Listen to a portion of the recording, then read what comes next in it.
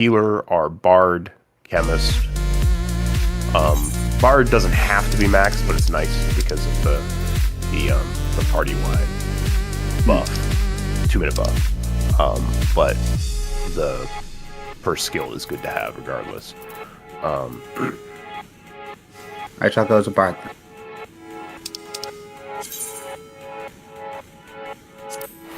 Yeah, so if you've got bard max, that's perfect. The healer job, the jobs that usually are healers are going to be bard or chemist.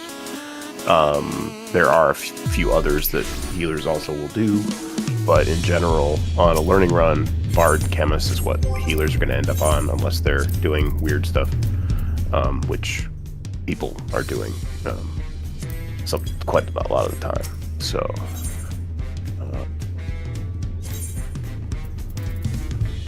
Yes. The Ignite does stack. The Silver Cannon and Dancer buff do not. Yeah. So. Pardon me. So for bosses, it's better to have dancers than cannoneers, but it's nice to have cannoneers for the hallways. Password, Erica should have been sent via a DM from the bot. But if you didn't have DMs open, it is, and you're, whatever, it's close enough to be, it's 0602, since I see your invoice. So is having my DMs open a requirement? I have... So for the bot to work, to get you the passcodes, it needs to be open, but you may only need to open it like the first time.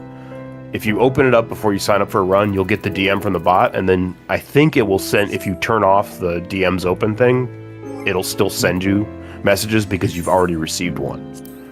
I've never really tested it, but that's a way to go. Okay, that makes sense. Unfortunately, there's not a way for us to send the passcode to people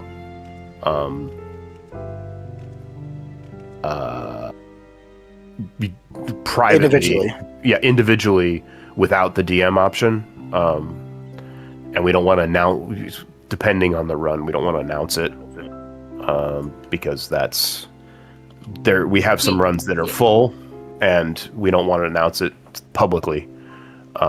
So Erica joined. Okay, so let's see. Okay, I had a couple people that were waiting, that were gonna try to fill. Son, Nina, you want to join party E as I don't know, some kind of DPS.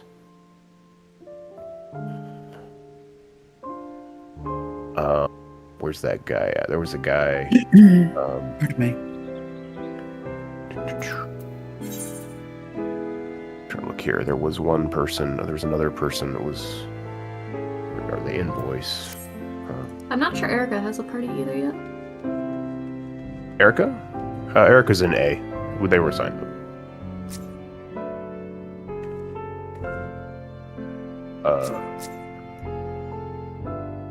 It's 0602. Sorry.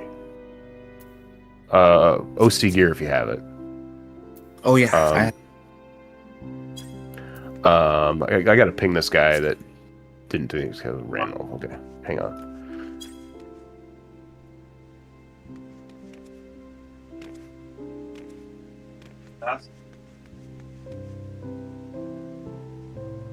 I'm actually kind of excited because this is my very first time in the Fork Tower, like, period. That's fine.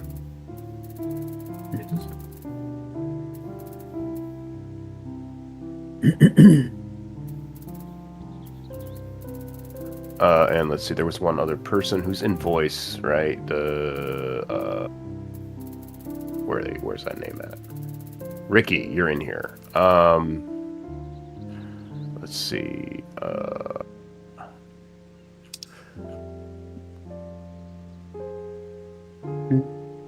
Okay. Right. Hang on. I'm sorry, I'm looking at stuff here.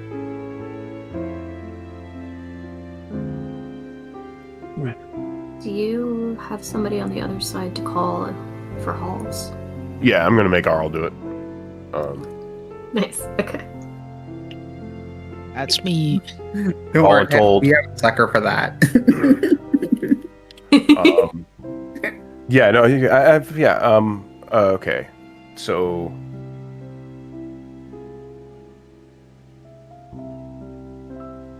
Okay, so let's see here. I'm double checking all of these things here. If you are in voice and you have not been assigned a spot, make it easier for Squirrel by saying hi in the Learning Run chat. Yeah, and Ricky, I know Ricky. Can you play? If you can play tank, if you can join C as an off tank, that would be great. If not, just join as anything, and we'll make it work. It's a prep.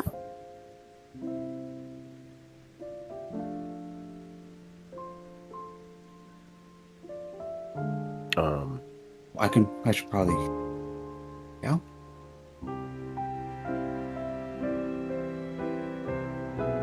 Rufina, you're in the run.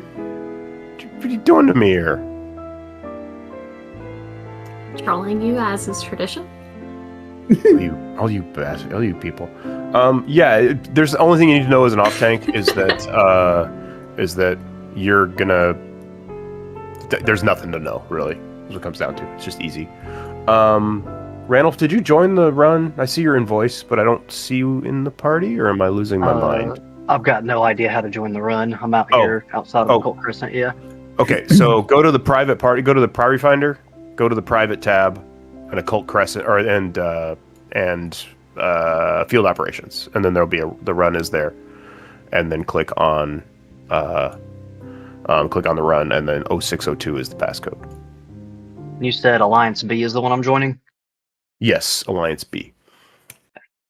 And one more time, what was that passcode? Sorry. 0602. Got it. Oh, Alcer's here. What party? Hang on. Okay. Alcer. Yeah. Alcer. Is Alcer in voice? Of course not.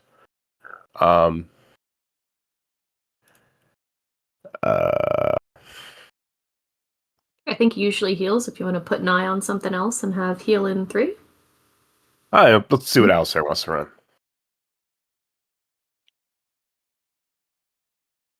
What about heals? Well, yeah. So Alcer here.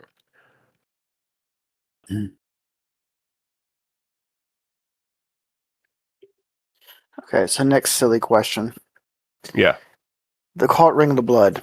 The assumption is you should only be able to equip one. That is an incorrect assumption. You can correct 2 Rings of the Blood, so you get plus. Yes. Yes. You just get more of a bonus for the Deep Blood if you also have the other accessories. Yeah. So you can have 2 of the exact same ring. 2 of the exact same ring. Okay. Interesting. All right, cool. Well, which group do you want me to join as off tank again? C, as in cat. Thank you.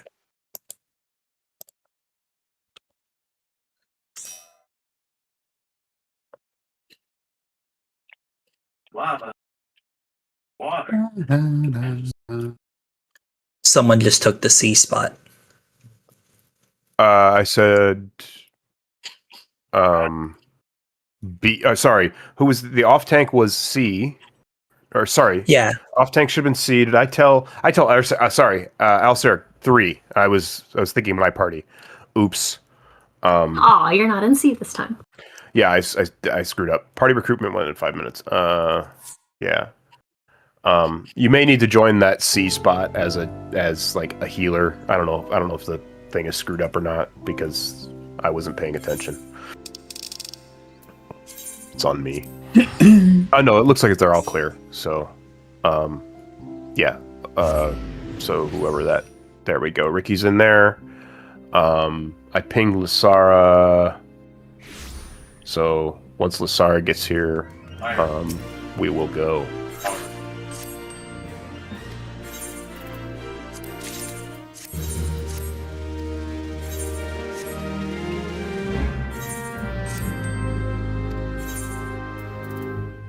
I think that's everybody. Wint was healed, but didn't need to be here. Just gonna scroll up. I don't. Yeah. By the way, how many Sanguine Ciphers do you need to enter? You need one per run. Okay. Oh, Jesus Christ. Fucking nigh. It's ruining my day already. It's all good. It's fine. 3 Jacks are back. Old school. Okay. Okay. I'm going to do a very quick regular ready check. Hopefully everybody's here. I'm going to use the bathroom very quickly. And then I will zone us in. Make sure you aim correctly. I would call. Sorry, I was drinking something. I was actually drinking something there. I was very silly. Final call if anybody wants to meet me at Lamia Limsa for some coffers. Some coffers. Yeah, if you plan on playing Samurai, coffers let you do extra damage. And I have 1 million of them because I have an excess of coins in the zone, so. No, good. Don't need it. Thank you. Yeah, see, that's my problem. Yeah, I don't even have all Way too many coffers. I don't even have all my jobs maxed. Yeah. I'm nowhere near that. Yeah. I really play more Crescent. Well, it's one of those because I've been doing it for a while. I just have a stockpile that I don't need, and I know y'all are probably buying gear or other things with your coins. So happy to provide coffers if you need coffers. Thank you. Okay, yay. First time ever we had a ready check that went great. We're going in.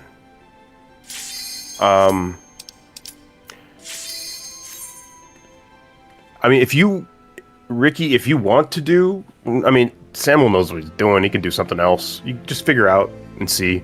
You guys, Party C is already the party of, you guys are going to be figuring out a lot of stuff and just dealing with it because I was being lazy on assignments. So, okay, so welcome to the Occult Crescent South Horn. This is our instance for the next 10 minutes. God damn it. I'm gone for 3 weekends, and this is what happens. Okay. Sorry. Everybody, please head to make sure you have bought 1 Sanguine Cipher. You could have 2, you could have 99. But you just need at least 1. Then once you have a cipher, which you get from the antiquarian in base, we're gonna head to the solitary pavilion, the lonely pavilion in the middle. If you were in parties A, B, and C, you are going to be on the west. I want you to stand on the west side of the pavilion over here. This in the pavilion, the side with the rocks. You'll be on that side. If you're in parties D, E, and F, you are now 1, 2, and 3. Oh, we have some 19s in here. Oh, I just need I need like a few kills. I died once. Yeah, if you are, I mean, go try that. There'll be a fate spawn. How much XP do you need? Because if you don't have enough, we don't have enough time to do. If you died and then left the zone, we don't, without getting like a couple of fates in, we don't have enough time. I have looks like 162 out of 177. Yeah, you're not gonna have time to get to 20 until 20 because that's basically if you die once, it's a CE or it's 5 fates, and the Fork Tower will pop before you can get 5 fates done. Okay. Thank you very much. But I mean, you can get back in the set. We're gonna do 2 runs. You can come. You're welcome to stay and then meet us at the second run. That's fine. We can get you on the second one, and someone can stream so you can watch it if you want. But if you can't, that's fine too. No big deal. So yeah. But yeah. Looks like Lysara is also 19. Okay, I need to do some organization here then. Okay, so parties 1, 2, and 3. We are... Or, yeah, I mean, out of the instant. I mean, you could stay in the instance and kill stuff while you're here. You know, you don't have to leave. When you leave, you'll still be in the party finder when we leave. So, you know, that's fine. Because when you leave the instance, you stay in the party finder that you were in. But okay, so and that's fine because Dawntrail can go back to healer for the first run, and stay on thief. You weren't on a key roll in that, so it's fine. It's up to you if you prefer to join a different run and go do something else. That's also well. But I need to get some organization done here because I have lost a couple minutes of what I need to do. Okay, if you are a chemist, please come and stand here in the middle by me. Because I want to get marked. I want to get numbers on. We mark the chemists. We should have. Let's see. Sort of a radia. Okay, so we have 4 chemists, 5 chemists. I'm gonna leave. I'm gonna see if I can. So, are you saying that I should leave the party finder, come back to the Occult Crescent, do a few fates, and then come back to the party finder, or are you saying? No, I mean you could stay in this instance and do fates, on your own. In 10, after at 10 minutes off the timer, when the pot fate pops, we will get slurped into the zone will unlock. So, okay. So, okay, I have channel. I'll explain while he's explaining up here. I'm thieves, so we're good on thieves. Okay. Okay. So I had Aradia. Were you still gonna do? Are you here somewhere? I'm here. Yep. Can you come to the middle of the pavilion so I can see you because I got to get people marked here. Sure. Okay. Okay. So we are going to mark. We are going to mark Aradia as 1. We are going to mark. We are going to mark Enwa as 2. We're going to mark. Okay, so we have. Okay. Ooh. Yeah. Okay. So we have. Which party is Tweak in?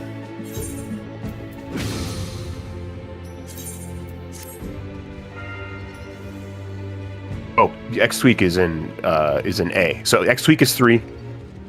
And then Alcer is 4. And then Rin will be 5. Okay.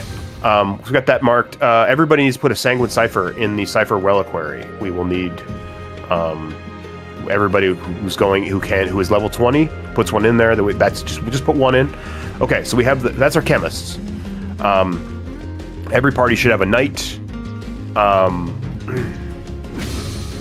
We need a double check. Chaos, you are Chaos, you said you'd be Geomancer. Can you use float on yourself so I can see you? There you are. I saw you have. Okay, yeah, you got Geomancer. You floated. Okay, that's good. One of the Cjecks. Can I get you to be Geomancer for me? I don't care which one. Okay, Ire is our Geomancer on the letters. Okay, we have Rangers. We have Cheyenne on letters. Is that correct? Should be 45, I think, Fiza. I don't know what the total is now. It's 45 now. Okay. Cheyenne on letters, and Tolby, you were signed up for Ranger, and you are Ranger in my party, so that is perfect. Okay. Thieves, Dawntrail's doing number side. I am doing the other side, whatever the number side. I said number. I'm on numbers. Dawntrail's on letters.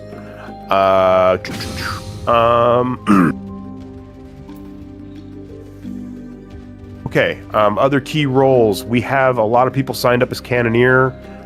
That's fine. No big deal. Time Mages. Weston and Yuyuko. Are you both here? There's Weston. Weston is Time Mage. And Yuyuko is Time Mage. Okay, excellent. So, Weston, you are my Time Mage on the letters side. And Yuyuko, you are the time mage on the numbers side. We need those. Those are important. Every party should have a knight. A tank on knight. We have one person that signed up to be berserker. I see that person. Okay. Rafina. Berserker. Our party or my party, the other tank is a berserker. We don't have a knight though because of that. The righteous signed up to be knight, so. Okay, gotcha. Or actually, I think I might have switched righteous to knight. Yeah, I switched righteous to knight. I think if righteous doesn't have knight, then we'll have to figure something out. Swap with me as worst case. Yeah, we'll figure something out. Rafina, do you want to do Mystic Knight for me?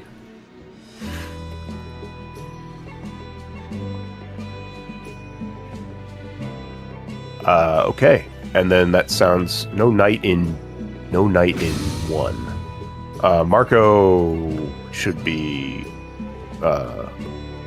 You should be. I put you on knight, Marco. So if you don't have knight, okay, yeah, if you can do.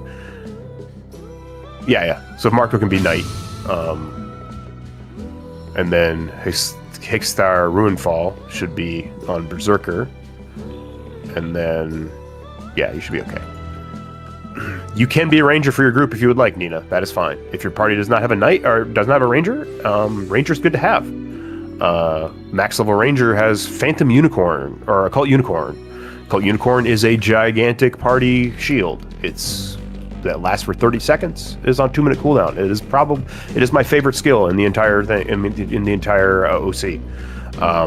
So yeah. Okay. We have. Okay. So just looking at the adventurer list here again. We might need another Geo on my side since shift was not 20. Shifts. Not shift. I'm sorry. The other guy, the other. Sherazade. No, yeah. we got Geo taken. That's not a. Yeah, it's fine. Geo's taken care of. Ayer's doing Geo, so we got that covered. So it's all good. Okay. We're getting slurped in. Make sure you're on the platform. If you're not on the platform, you will not get slurped in.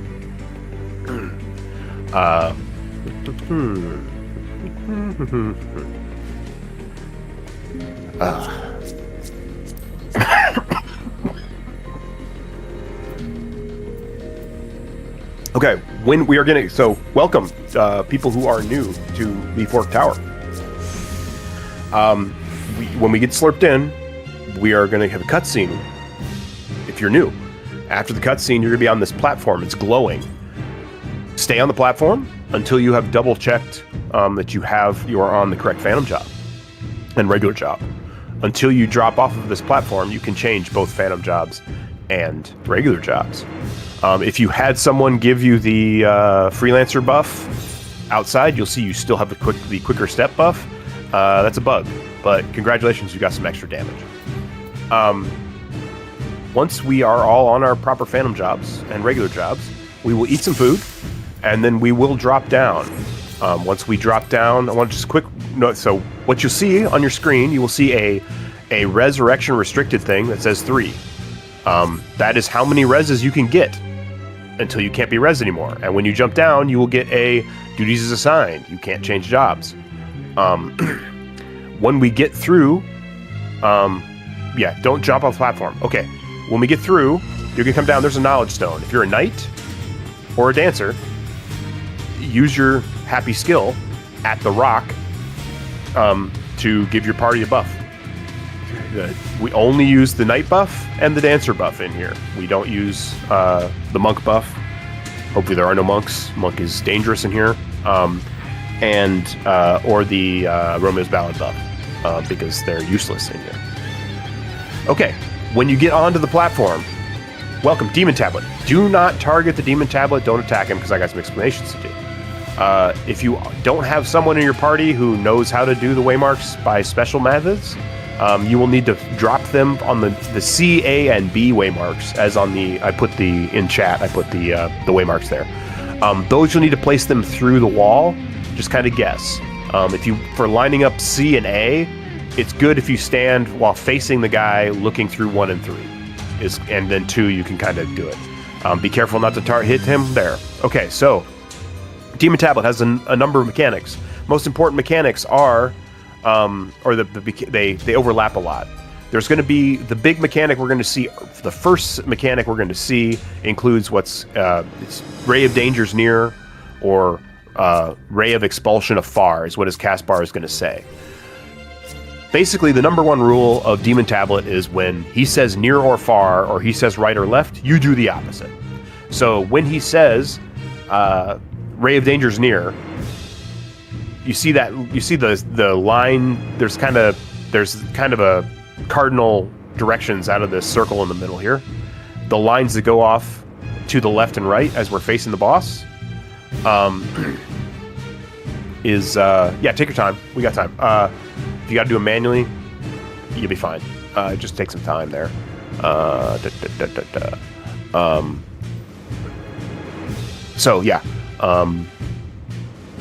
Okay. When it's Ray of Dangers Near, I will say get past the halfway point. Past the halfway point means getting past those little triangles there on the sides. As long as you're farther away than that line that goes to the middle, you will be fine. If it's Ray of Expulsions Afar, you need to be up against the boss. If you guys can see me, I'm hopping up and down over here by Fiza on the southwest corner. This big wide tile here, this is always safe for knockbacks. So if we say get close for knockbacks, as long as you're inside of the big tile up by his face, you'll be fine. If you are not in that area, you will get kicked off the back end of the platform. So we want to be careful there. When he does Ray of Dangers Near, Ray of Expulsion Afar, he'll do that. That will eventually get mixed in with other mechanics. The other directional mechanic he does is called rotate right and rotate left. He will rotate. We will go the opposite side of him as he says. So if he says rotate right, we will stand on his left side. We will stand on the 1 and A waymarks. If he says rotate right or rotate left, we will be on the 3 or C waymarks. We will then he rotates 90 degrees. We have to be behind him, and then he will rotate one more time. I will call which waymark, which spot to go. He always rotates. His rotations always end up facing a certain way on specific things. So there's that. The next most important, hardest mechanic, there's the next mechanic. The other mechanic we're going to talk about. We have tower. We have 2 sets of towers. First set of towers is very easy. First set of towers, he goes up in the air. Letters parties will cross underneath the boss. Numbers parties will stay on this side of the boss, and we will resolve either the knockback or the half room cleave. Once we resolve that, towers will spawn on where the waymarks are. Once those towers spawn, we will go and we'll soak those towers that are by our waymark. So if you're in party 1, you go to the one next to 1, 2, 3, etc. We must have 4 people in each party, or in each tower. If we do not have, for every tower that is missing 4 people, we get a thrice come ruin stack. We get 3 of those, we're dead. We get doomed. So we don't want to do that. We got enough people here. We should be fine. That's the first set of towers. There's a second set of towers later. Those are a stacked tower. I'll talk about those really quick. Excuse me.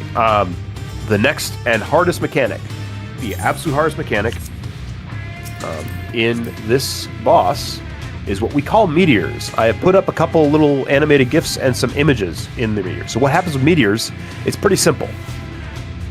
He will cast a spell. When he starts casting that, a giant meatball will show up either at the south end or the north end of the platform. 8 people will get targeted with a fireball above their heads. Those are the meteor people. Those people will need to drop their meteor. Will need to resolve the knockback or far mechanic, and then drop their meteors on the back of the platform. So in the outer tiles area, don't need to go all the way up to the edge, but somewhere in the outer tiles area, drop your meatballs. 4 people will also get stack markers with an arrow on them. So those stack markers, 2 of them will be facing towards the boss, 2 will be facing north, 2 will be facing south. If you have a stack marker, you want to have the arrow from your stack marker pointing towards the boss. So they don't rotate, so you don't have to worry about like, oh, do I aim these? You just need to know which side to go to. Easy way to tell which direction your stack marker is facing is to look towards the east or west, towards the outer walls, so not facing the boss. If you face east or west, it'll be very obvious which direction that blue arrow is going, as you can see in the lower image that that was put in the chat.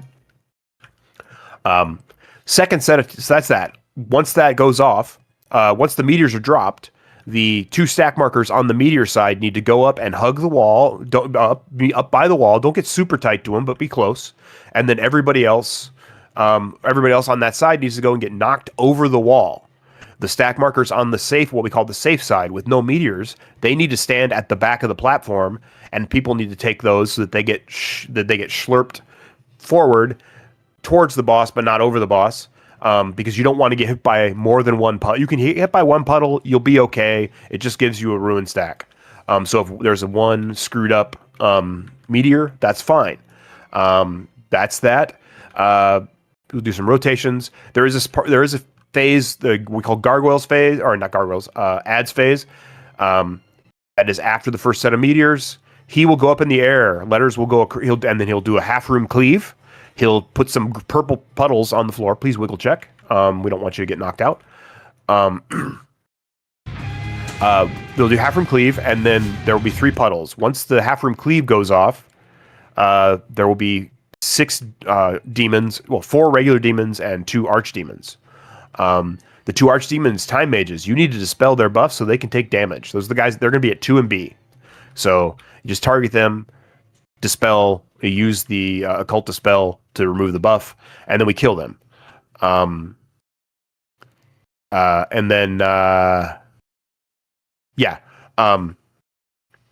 We kill those. We attack the boss. Letters go to the letters side, the north. Numbers stay on the south, or move to the south. Depends on where we end up after the rotate, but that doesn't matter. Well, actually, we'll always end up south. Never mind. Letters will go across. Numbers will stay. After that, the last mechanic that's important to know about of these specific mechanics that everybody needs to pay attention to is Towers 2, what we call Towers 2. Towers 2 is very, very, very simple.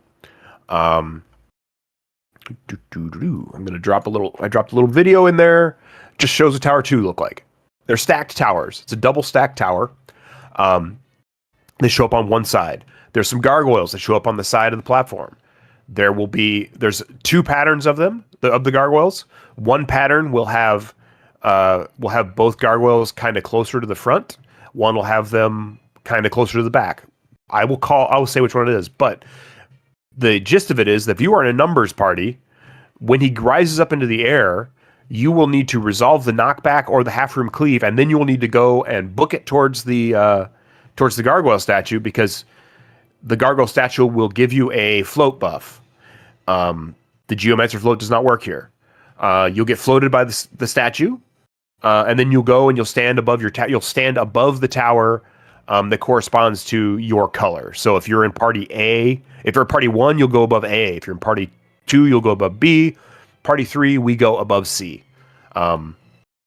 We soak both sets of towers. After that, we will go to either front right or back left, depending on where those gargoyles are. We will call that. And then, so that's that. And then there's another set of meteors. There's always rotates and stuff happening in here. And then there is one more thing. We have a thing called Occult Chisel. This is the Tank Buster.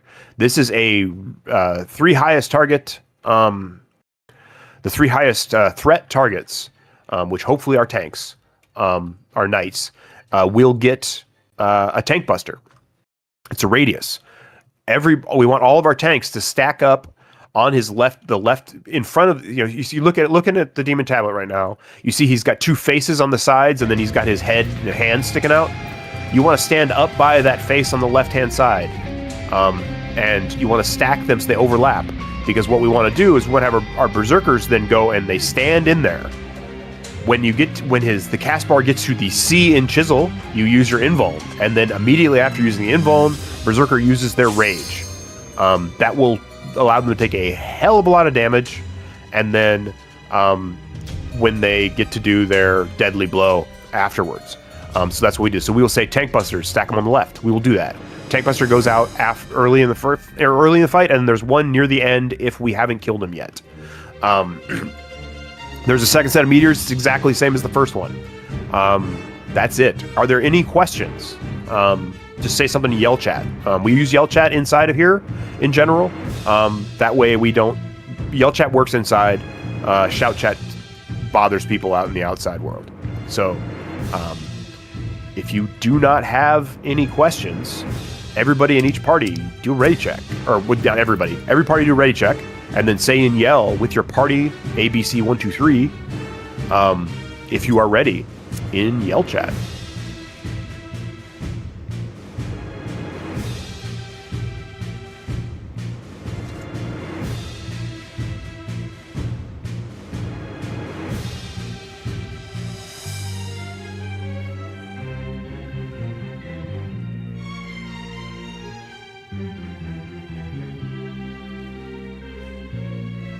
Okay, so I got 1 2 3 B and C. How's A doing? Excellent. Okay. Double check you have food. We are going to pull at 16 minutes. Oh, chem cheese. Sorry, stop here. Chem cheese. We call chem cheese. What happens if chem cheese happens? Chemists are the only people who can res in here. If you're a healer, don't even bother trying to res. You can't do it unless you are a chemist. The Phantom Rays, Chemist Rays is the only rays that works. That's why we have the 3 there. If we call for a chem cheese, what will need to happen, and our chemists are all alive, Alcer, the chemist number 2, or number 4, chemist number 4 will jump off the back. Once their corpse shows up at the 2-way mark, another chemist will res them from somewhere back here near the 2-way mark. Once there's a res on that chem cheese on Alcer, we will hop off. Everybody will hop off and die. When the boss resets, Alcer will pop up and res us all. If Alcer is the only one alive, Alcer will res somebody else, and that person will wait until everything resets. That's chem cheese. Hopefully we won't need it, but we have enough time for it. Okay, that's clear as mud. Okay, we are pulling. Yes, yeah, it's to give us a second chance so we don't have to go out and re-level and start over. So we get two tries on the boss. But we could probably kill this first pull, guys. It happens. It's fine. We're going to pull at 15 minutes and 20 seconds. 15 minutes and 20 seconds on the timer. 15, 20. If you are a ranger, please use Phantom Unicorn now.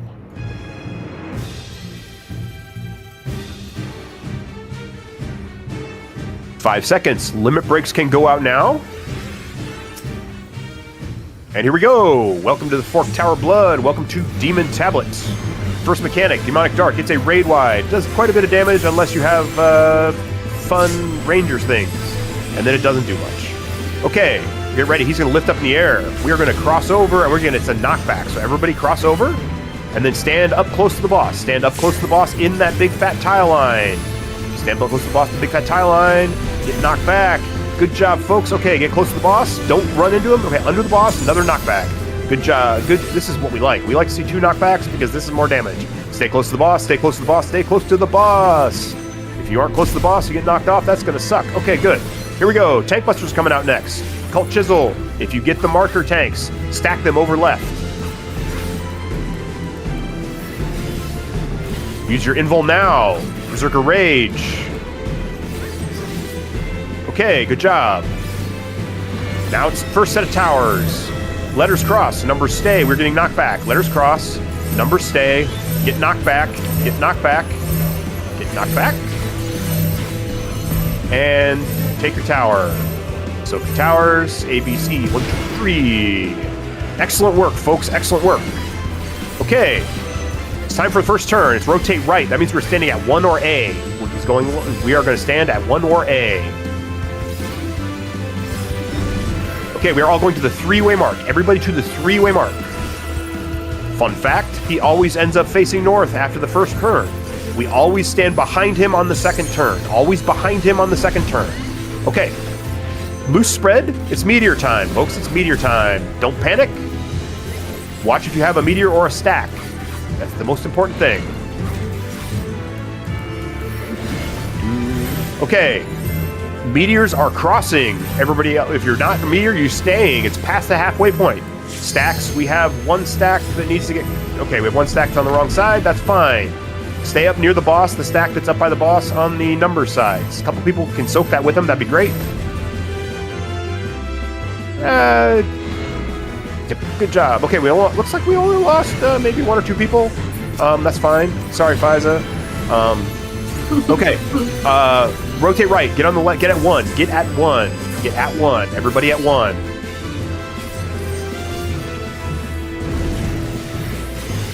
Oh, bad timing on that. Everybody stay at 1. Everybody stay at 1. I didn't have time to target you and rescue you.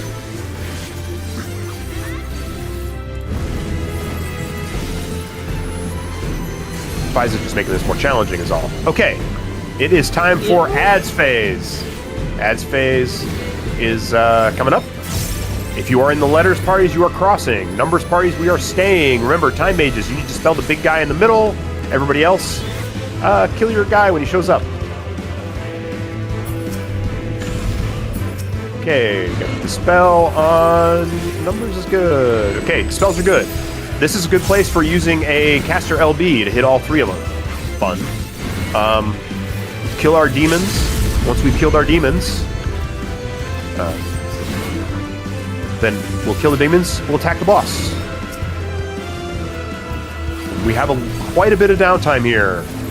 It feels like the world is not ending, or is sort of ending, whatever the case may be. We are gonna go and stay here. What am I talking about? We're staying where we're at. We're gonna do damage to the boss, do as much damage as you can. Gargoyles are gonna spawn soon. This is the gargoyle spawn. Once the gargoyles spawn, he's gonna cast this. The tower's gonna come out now. Towers are on the numbers side, and it's a knockback. Everybody get knocked back.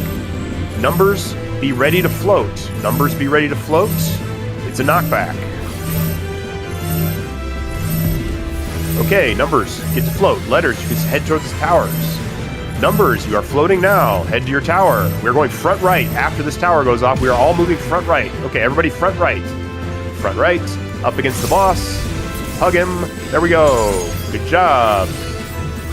Time for more damage. He's going to do a rotate. Stay at everybody at 3. This rotation, he's going to end up facing south. So after this, we are going to move along, and we are going to go towards the A waymark. Everybody towards the A waymark. Stay at A. Stay at A. All kinds of machinists in this run. Okay. Loose spread. Another set of meteors. Second set of meteors.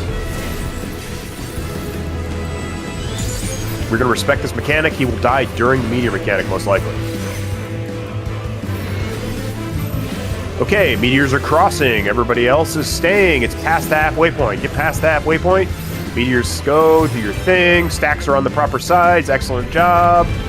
Okay, take your stacks. Get knocked over if you are on the meteor side. Dodge the puddles of Tang. And then we're going to do damage to him. He's going to start... Ooh. I'm sorry, guys. Okay. Just kill it. We're all going underneath and past that waypoint. Get past that waypoint. This is not gonna make it off, but we want to make sure we respect it. Good job, folks. Okay, res our deads, and then we are gonna go and we're gonna take the teleportation sigil. Once we take the sigil, we will see there will be a personal spoils chest appear by the knowledge stone. You must get this by yourself. We can't. This is a personal thing. It's like BA. You got to get your stuff yourself.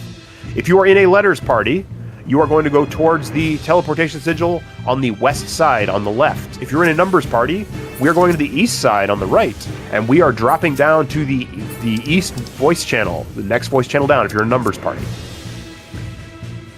Arl will be telling you on the letter side how to do things. I am dropping down. See you soon. Hey, I'm I your will be thief. helping Paul. Yep, I'll be calling and Dawntrail will be our thief. If you guys want to mark And we should have some me, rages.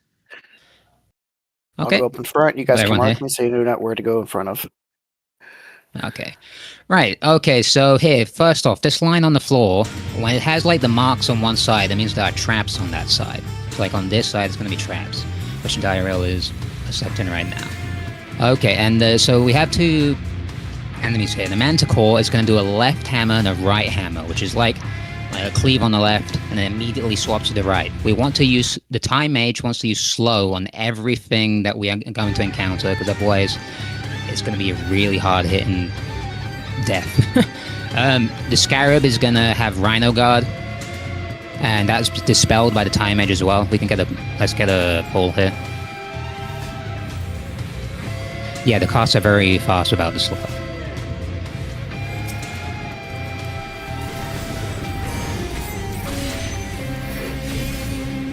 Slow. Image, can we lose slow, please? Right hammer. Time, swap.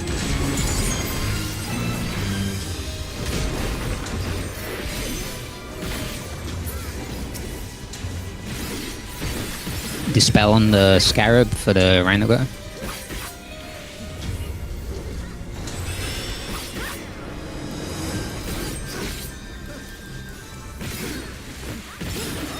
Do we have a Time Mage on this side?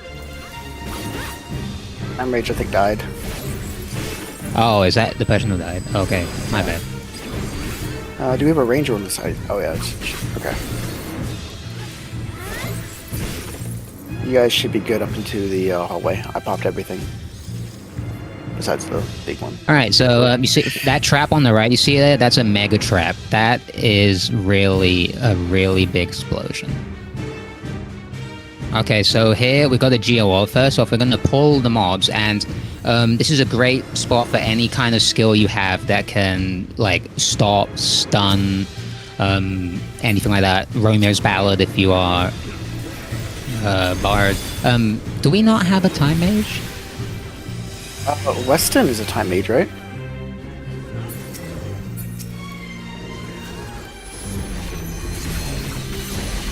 If you are the Time Mage, please use slow on all the enemies.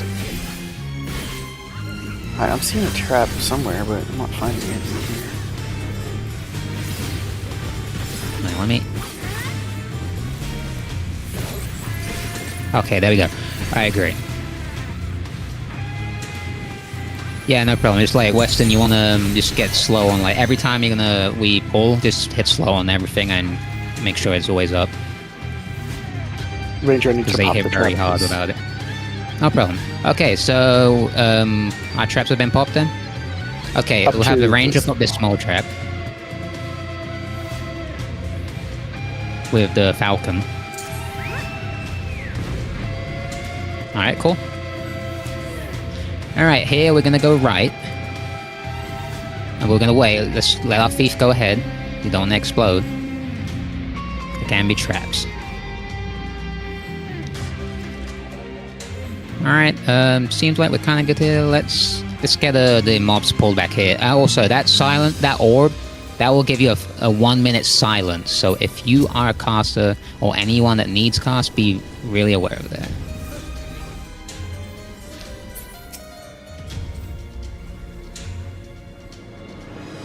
Let's focus down the Moth. Hypno Squammer kind of sucks. Or Neuro Squammer, one of the both.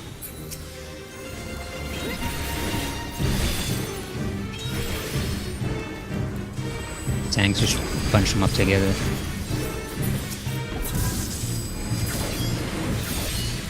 Left to right up here.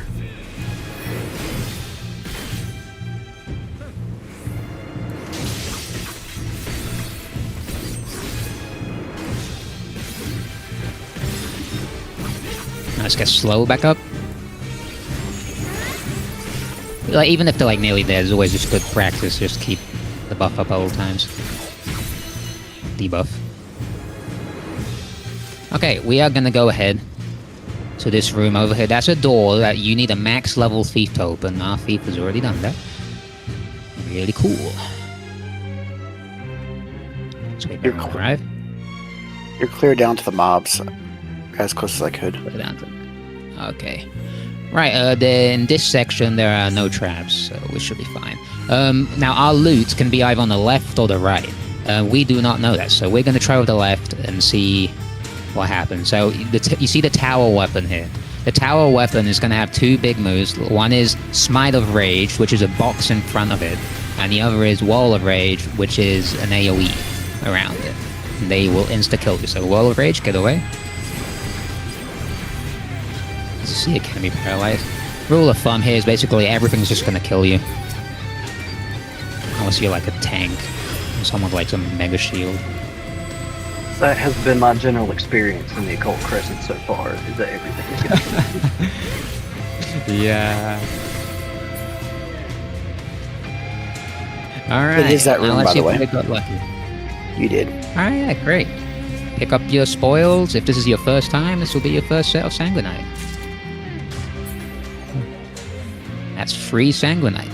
Multiply that by 100 for a full set. Yes, that's a lot. Okay, and since we did that, we don't have to deal with that other mob pack there. We are gonna go back from where we came. Be careful of the silence orb.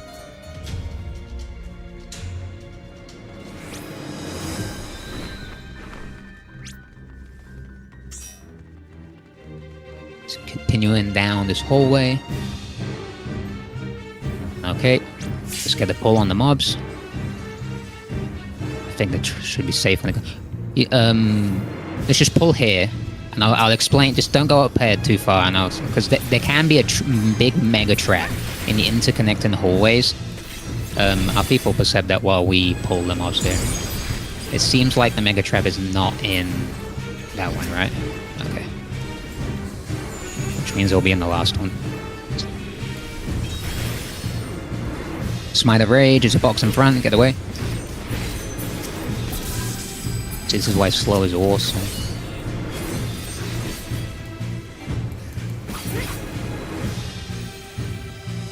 Alright, okay. Let's go ahead. I already saw Dawntrail go through, so there's no trap here.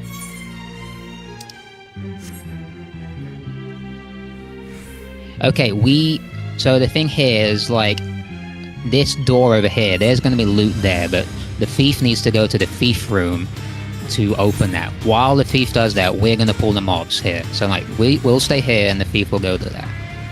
So we'll pull the mobs here.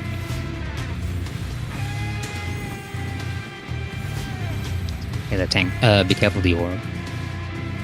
Let's get a tank to do that. Cool, get slow on everything. I'll be calling the Manticore, left and right hammers. Alright, right hammer, get on the left side of the hitbox. Or very far away.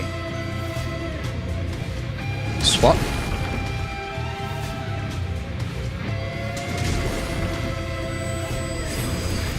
Oh no, Ranulph, you got fun again. That's unfortunate. Yeah, I got him. The Geomancer, if you want, you can do the orb now, but the door's open, so let's just go and get our loot first. The Geomancer's already doing that, cool. Oh, Iris a Geomancer, I forgot. Alright, we're gonna go back here to this door to pick up our loot.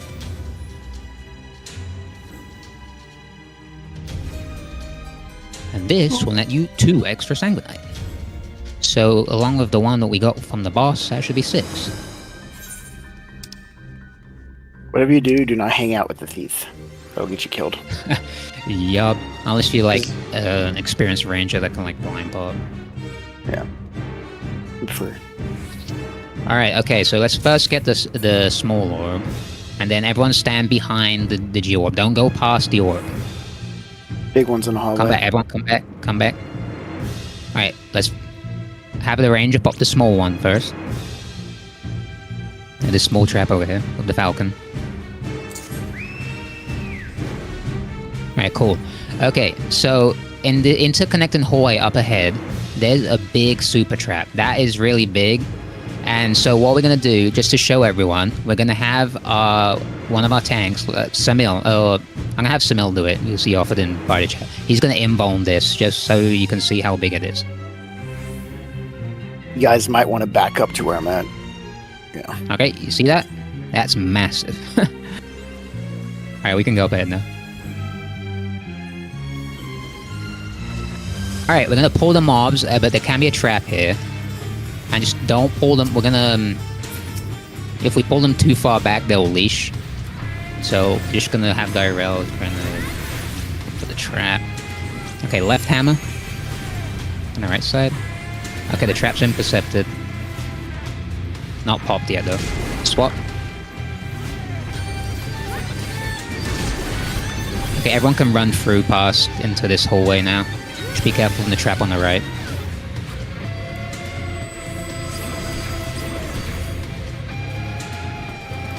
Get it raise up. Okay, cool.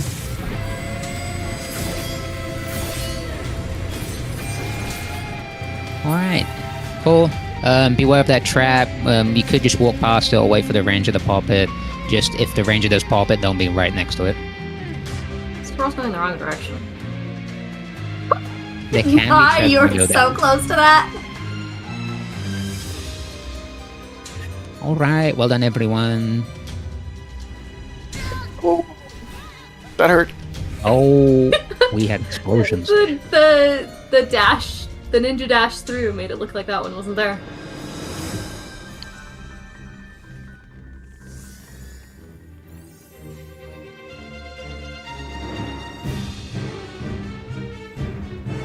Yeah, there can be traps there.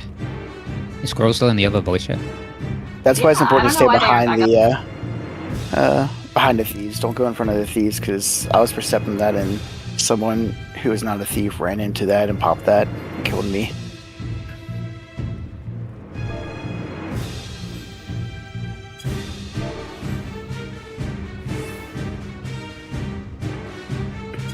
Two poles off.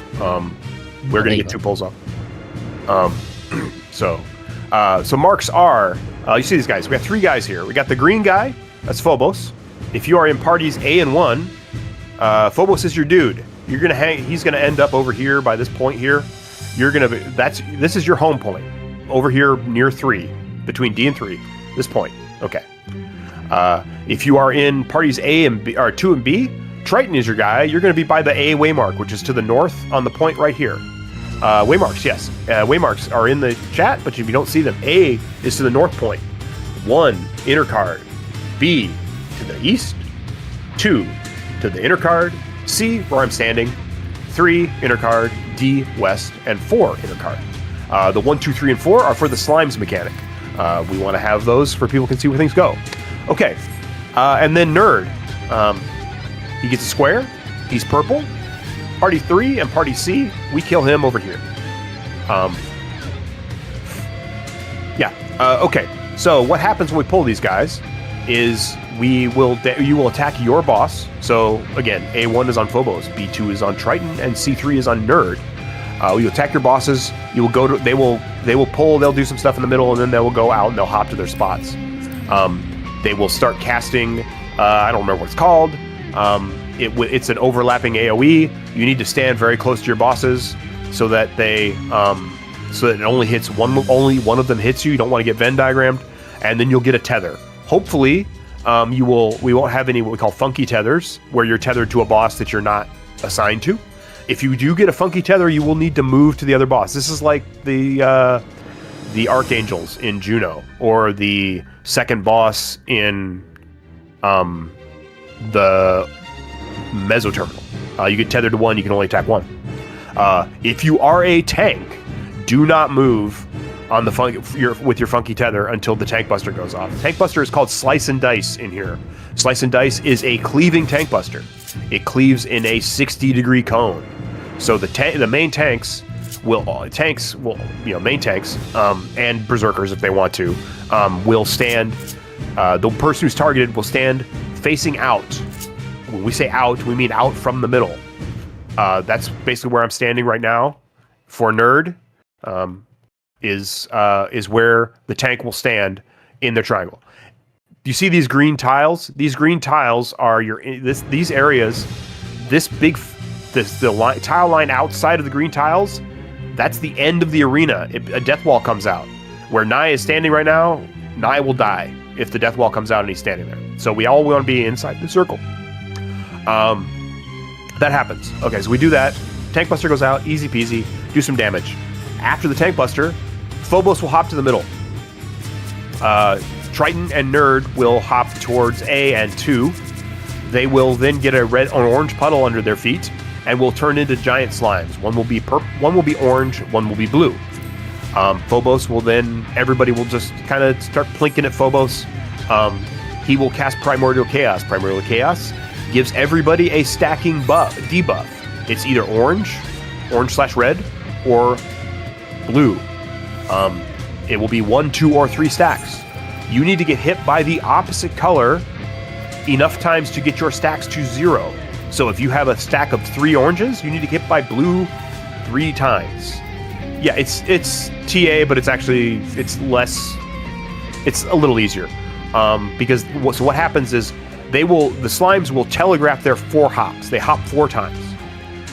They will never hop to the same spot they're on, so they will always move from where they're at to another one of the 3 spots. They will telegraph orange and blue puddles. You want to get the hops do some damage, so healers will want to shield and AoE heal. Do a little party mitt. It's not a huge amount of damage, but it is. If you have a regen on everybody, that stuff, it's good. They will hop. They will telegraph their hops. Once they've telegraphed their hops, they will then start hopping. They hop 4 times. This is a personal mechanic. I can't call it for you, but I can tell you which spot is going to be safe at the end. There will be, usually it will be 2 sides, so usually it will be like a whole half of the arena. So if I say C is safe, that means both 3 and 2 will be safe. If I say D is safe, that'll be that, etc. It's sometimes, very rarely, it is catty-wumpus or catty corner. But regardless, you should be able to get a tip. The pro tip is that if you watch where the first hop goes, you can pre-position on that spot, so you don't have to fall. So you're like, okay, I've got 4. So let's say I have 3 blue, I have 3 blue, and the first orange hop is going to be at 3. I move to 3, and then I only have to remember 2 more hops to get hit. Up to 2 more hops to get hit, and then 1 safe spot. If you only have a 1 or a 2, you follow safe spots after you get the buffs gone. You can get more. You can if you have less than 3 and you get hit by the wrong one, you can recover, though that requires some funny stuff. So whatever. If you don't get your debuffs to 0, you will die. We will res you after the guys come back and they hop. They will hop. Triton and Nerd will hop. Wherever they hop, they will then cleave.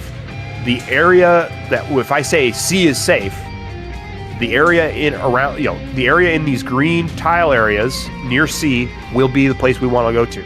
Rangers will use Unicorn while we're running to this.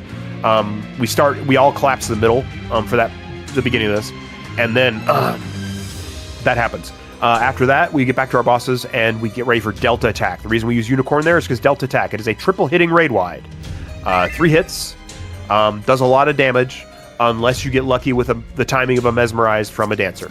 But just plan on pre-shield, party mitts, use Unicorn, healers, be ready to heal. They're about 1.5 seconds apart for each pulse, so you got to be blasting heals pretty quickly. Then after Delta Attack, there's a line stack, party line stack. We'll point those out to the outside wall, and then it'll go into snowballs. I am not going to explain snowballs because why not? We're going to get 1 pull in here, and we'll see. But snowballs is very simple. Snowballs, Nerd goes to the middle. Triton and Phobos turn into snowballs at A and at 3. Letters parties, you go, the snowball that is at A, that's your snowball. Numbers parties, the snowball at 3 is our snowball. Someone in your party will mark your snowball. Usually use a circle because that's the easiest one to use. That isn't used for other things usually. They will do wild charges, 3 rolls. Each wild charge needs a tank in front and 4 people total to soak it. A1 takes the first roll, B2 takes the second roll, C3 takes the third roll from their boss. Then we will all go towards the middle, because the snowballs will, at their final roll, they will be like kind of like to this side of one of the lines, kind of just Wumpus. And then nerd will start casting a knockback spell. We all need to stand we get knocked back. We will get knocked back away from our snowballs along the radial tile lines. From basically where I'm standing is the perfect place to stand to get knocked back along a tile line. 2 people who are random will get tethers and a stack marker. You stand with the part. You get the only difference between what you would do from your marked snowball and having the tether is that you need to get knocked away from the snowball you are tethered to, with your tethers going through the boss. So that's it. You get the knockback will happen. The stacks will go. Will end up out here. Everybody will be out here. We want to kiss the death wall. If you're standing right here after the knockback, you'll probably die. If you're standing here right on the death wall, you will take a lot of damage. It's literally 2 steps difference between life and death here. So we all want to get knocked close to the wall. We get the snowball lands on us in the stack. If we do it right, the debuffs, the buffs on the snowballs will go off. We will kill the snowballs. Save your second 2-minute buffs for snowballs because we want to kill them. If we don't kill them, well, then we can't go on. 4 people minimum in the stacks, 4 people minimum in the rolls. 4 is the magic number in Fork Tower for anything that is a stack mechanic. And then after the snowballs go, we attack Nerd for a bit. The hops happen again, and then we go into Fireball phase. We go towards Fireball phase, but we are not going to explain that now because we don't have much time. Everybody, double check you have food. Ready check your parties, and if you have questions, please feel free to set them in Yell Chat right now, or you can just pipe up if you want to. That's fine, in voice. And yes, if your tanks are dead, a Shirahaidori Samurai will let you soak the roll on the snowball.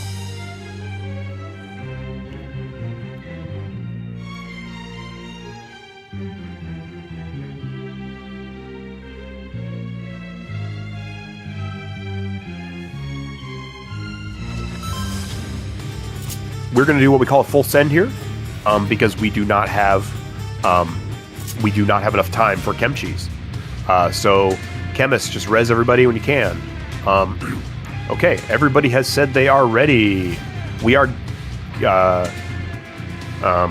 Phobos people can head to A and 1 can head over towards D. B and 2 can be towards C. C and 3 we're gonna be over here by B. Double check you have food. We are gonna pull at 7 minutes and 30 seconds on the timer. 7 minutes and 30 seconds on the timer. Do not use unicorn yet. Do not use unicorn on the pull. 8 seconds. Careful with your limit breaks. Okay, and here we go. Welcome to Trios, Dead Star Trios. Bosses are going to move toward, they're going to hop, they hopped. Everybody get on their feet. Do not stand in the death wall. Remember, do not stand in the death wall area. Only get hit once. Do not get Venn diagrams. Okay, we have, looks like we got a couple of funky tethers. If you are not a tank, you have a funky tether, go ahead and move. Tank busters, point them out to the outside wall. Point them out to the outside wall. Okay, good job, good job, good job. Okay, get ready. Head towards the middle. Do not get hit by the puddles of tang underneath the feet of the bosses. Once your tether falls off, you can do some damage on Phobos. Okay, this is the time he's going to cast Primordial Chaos. When he casts Primordial Chaos, you're going to get a debuff. It'll be 1, 2, or 3. I can't call this for you. Good luck.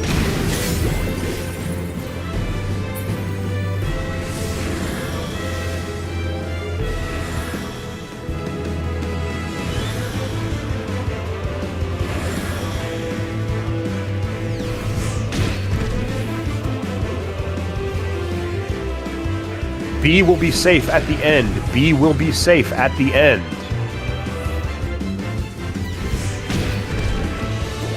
Okay. Okay, everybody collapse on Phobos. Everybody collapse on Phobos. If you died, do not take a res until after the hop. If you did not clear your buff, you will die. Okay, a lot of deaths. That's fine. We're gonna see this. We're gonna see this mech through. Okay, they are hopping. They are hopping. They are hopping. We are going towards 3D. 3D. Rangers, unicorn now. Rangers, unicorn now. Okay, get back to your get back to your spots. Get back to your bosses. I'm trying to res anybody that's alive, or not alive. Everybody's dead. Get ready for Delta attack. Remember, triple hitting raid wide. It's a Panhema time. 1, 2, 3. Good job. Okay. Good job, folks. Time for snowballs. Get anybody up that is dead. Oh, line stacks. Sorry, line stacks. Point them outwards. Point them outwards. We don't want to hit other parties. Now we're getting ready for snowballs. Letters, go north to A. Numbers, you're going to go south towards 3. I'm in numbers. Don't get hit by the puddles. Mark your snowball. And watch for your rolls. Remember, A1, B2, C3, tanks in front.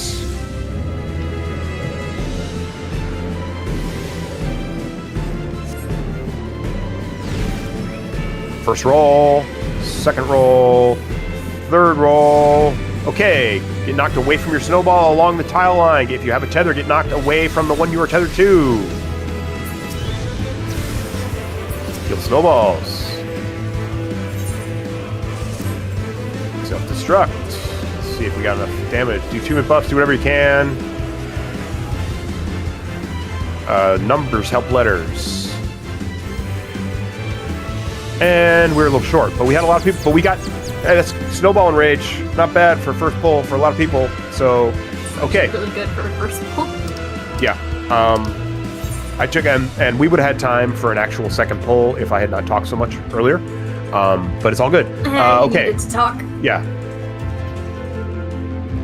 It doesn't. I mean, as long as you're not the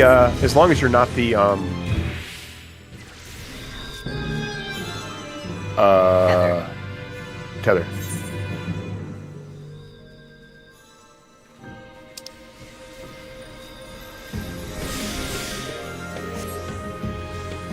Yeah, as long as you're not the tether, it's fine if you get knocked the wrong way. Okay, yeah, so return. This is where we, so 1 CE does not, there's a CE in progress. So if we do 5, go real soft and nice on these fates. If we get 5 fates before the next CE spawns, great, everybody gets level 20. We'll take a break, we'll take a short break after we're all level 20 and outside. And then we will give it a go. 1 CE, 5 fates is what it takes to get to level 20 from 1 death.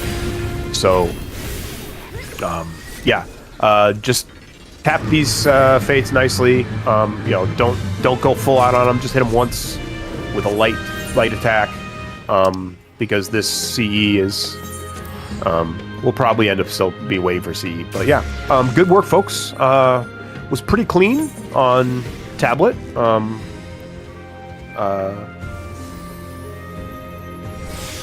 I hate you. No, we gotta go shark. The fact that neither you or Nye is up at shark right now is really shocking to me. To be You honest. told us we were doing fates, not CE. Yeah. Okay. Fair. Spawn Yeah. idle. Yeah. I mean, so yeah. Just as someone mentioned in the chat, you spawn cow. I swear to God, I'm gonna murder you.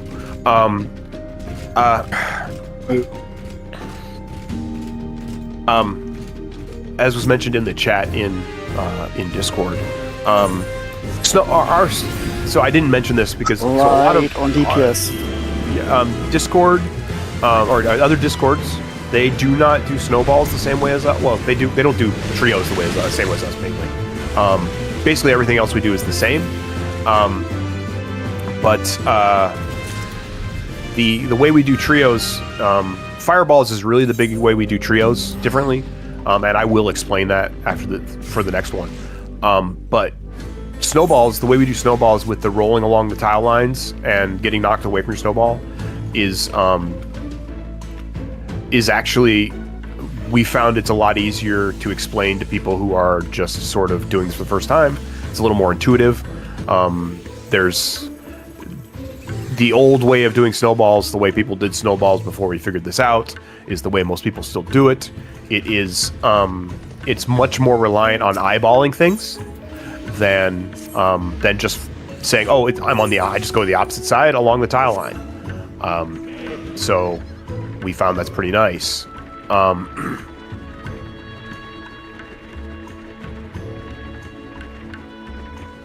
I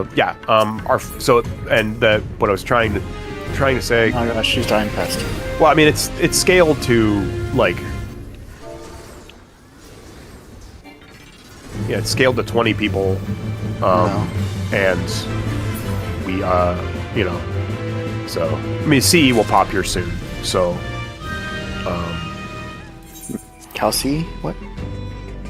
But what I was going to say about the thing is, if you do run with other Discords, by all means do that. We are not going to ban you from running with us because you ran with another Discord. All we would say is that regardless of what Discord you run on, please make sure you know what strat the host is going to be using. That goes for people that come here as much as it goes for people going to other Discords, and respect that. Don't just do it the way that you always do it, because that will kill people on fireballs. Yeah, you will kill people on fireballs, you will kill people on snowballs, you will kill people on you can kill people in a lot of places if you just don't follow the strat that everybody's expecting, is what it comes down to. But yeah, it should be good. Couple light hits. Oh fuck, Mind Flare, of course. Hasn't spawned yet. Fingers crossed that Shark comes instead of Mind Flare.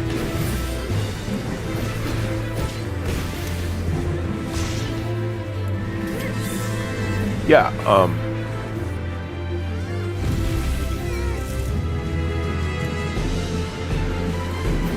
Calamity's actually easy. Oh, it's Crystal Snake. Okay, everybody go to Crystal Snake.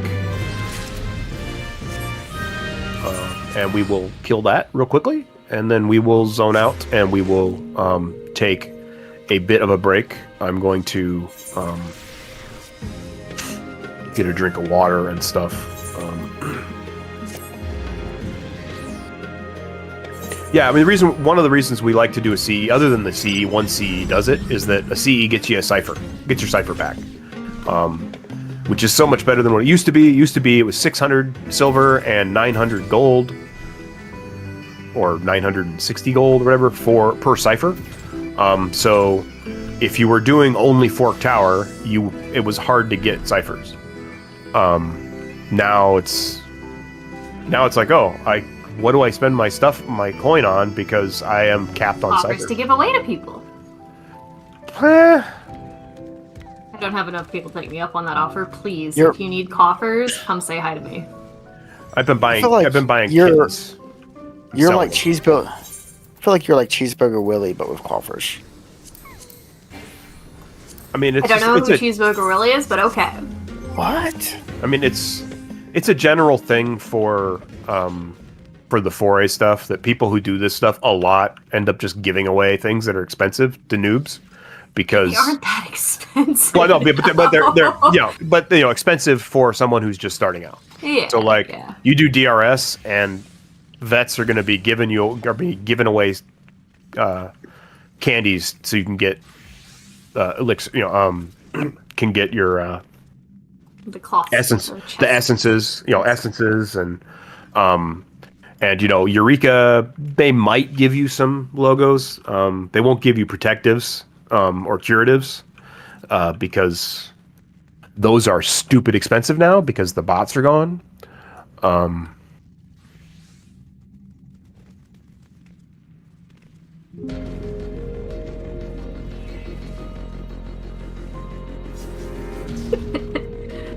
I do a lot of pots, which gives you a lot of coins, because I'll like read a book or like craft on the side while in between pot fates. So I would literally like AFK pot farm. So I have an excessive amount of coins if you need coffers.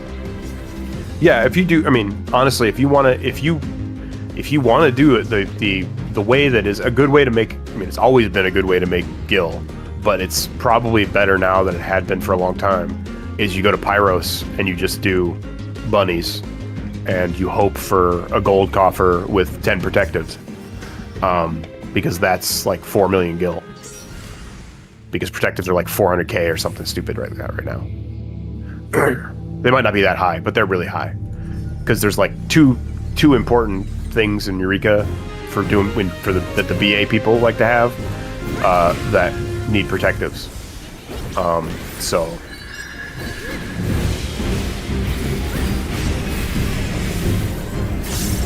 I still have a mild stash of protectives from when I traded Link and Echo, like 100, 200 or so obscures for like 100 protectives a long time ago, because Lynn is always lucky about getting the super discounted, like, you know, getting a lucky discount on buying stuff on the market board. And I don't play melee, I don't do GE, so I don't ever need obscures. I'm like the only BA vet that has, you know, 200 DEs and like 75 eagle eye shots.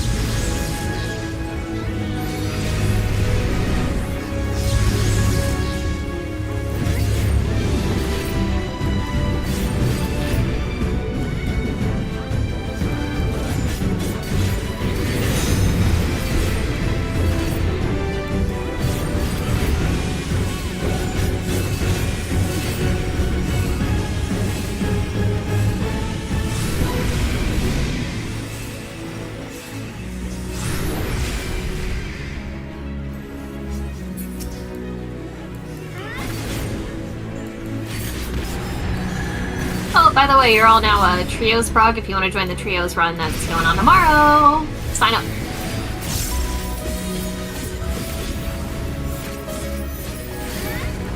What time was that at? 3 o'clock Eastern? Honestly, don't remember. Afternoon.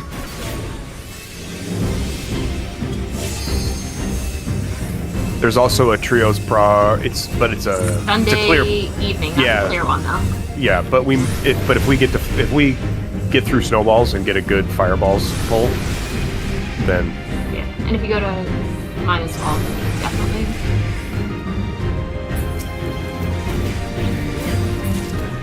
okay. Of course, I didn't get the things I want because that's my life. Okay, make sure if everybody in your party is level 20, go ahead and zone out. We will take a break until 5 minutes after the hour. If all the spots are gone, just show up in voice around the time, and I'll see if there's a fill slot. Like, we usually have a couple people no show. Okay, let me just double check.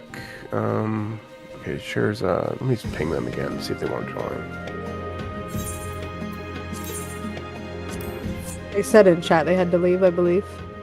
Oh. In FT chat. Oh, okay. Sorry, I didn't look at that channel. Oh, okay. So they left. Okay. We're fine. We could probably use. Well, I'll try to get 2 additional people for that. For that party. Put the party finder back up.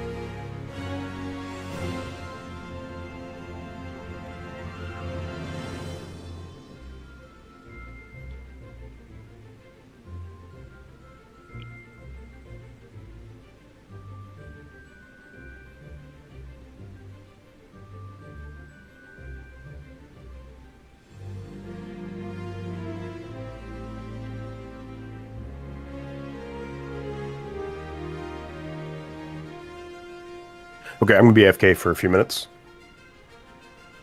Be right back.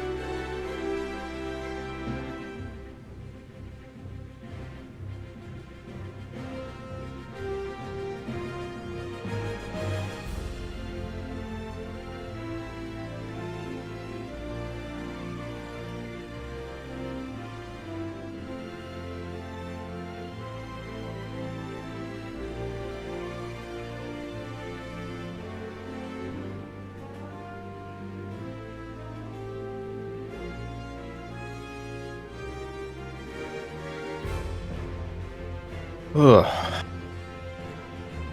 Don't worry. You still got a couple. You still got like 5 minutes.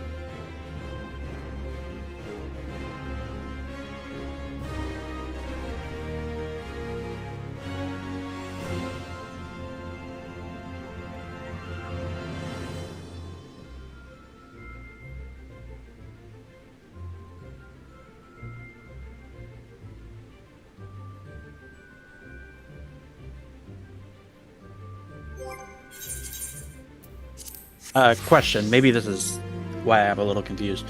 For snowballs with the tether, you can be tethered to your snowball, or you can be tethered to the other snowball. Yeah, well. it's completely random. Oh, okay, so that I think that's where my brain was like, I don't know. Am I supposed to cross? Am I supposed to stop? That makes sense. Yeah, it's like if you have the tether, just make sure your tether is going through the boss. Okay. It doesn't matter. It doesn't. It's only one. And then but don't stretch the tether before the knockback. Make sure you use the knockback to stretch the tether, because if you end up in the death wall, then or I assume it just targets somebody random. No, the snow. If you have the tether and you die in the death wall, then the stack can't be taken and it can't be killed. Okay. Because it's but basically get knocked back along the line, and then you'll be with everyone. Yeah. So it's because if you targeted the snowballs, you might have noticed they have a little 4-stack buff on them when they become snowballs. Mm-hmm. Each roll of the wild charge needs to be soaked by 4 people to take off. So each roll of the wild charges, if they're properly soaked with 4 people, takes off one of those, and then the stack takes off one of those if 4 people soak the stack.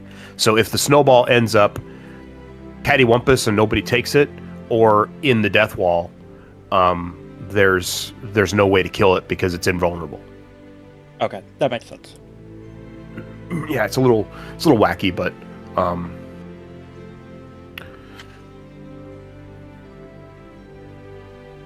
and if you get the tether and you panic, it's fine. Everybody panics when they get the tether, even people who've done this, because it's you have a 1 in 24 chance if it's a full run of getting it, which means you may never get it, or it's or also you may crazy funny though, because I won't get it for 3 months, and then I'll get it 2 times in back-to-back runs. Yeah, it's like we had a stretch there where it was the same handful of vets. We don't have a whole lot of vets on a lot of these runs most of the time, and we had one stretch of runs where it was like we had like 5 vets coming to all the learning runs, and those 5 vets were getting them for like 2 weeks.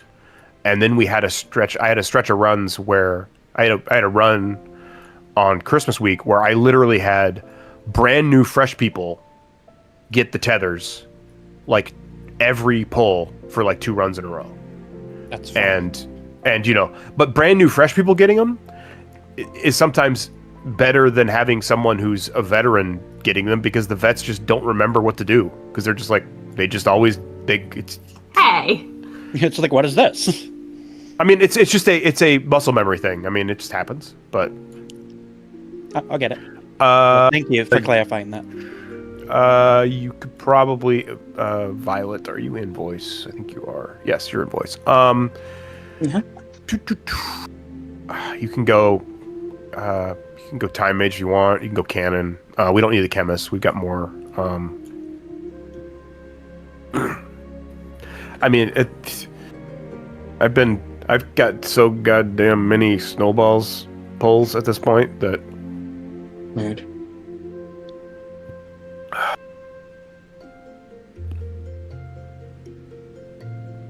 Like I've been calling this entire thing from memory tonight. Like I don't even have a thing up. So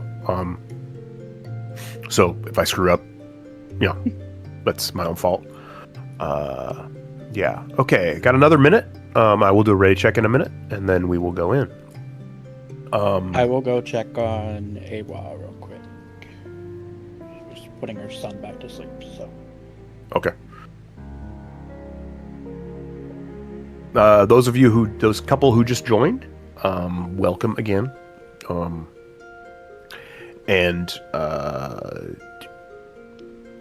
Double check you are knowledge level 20.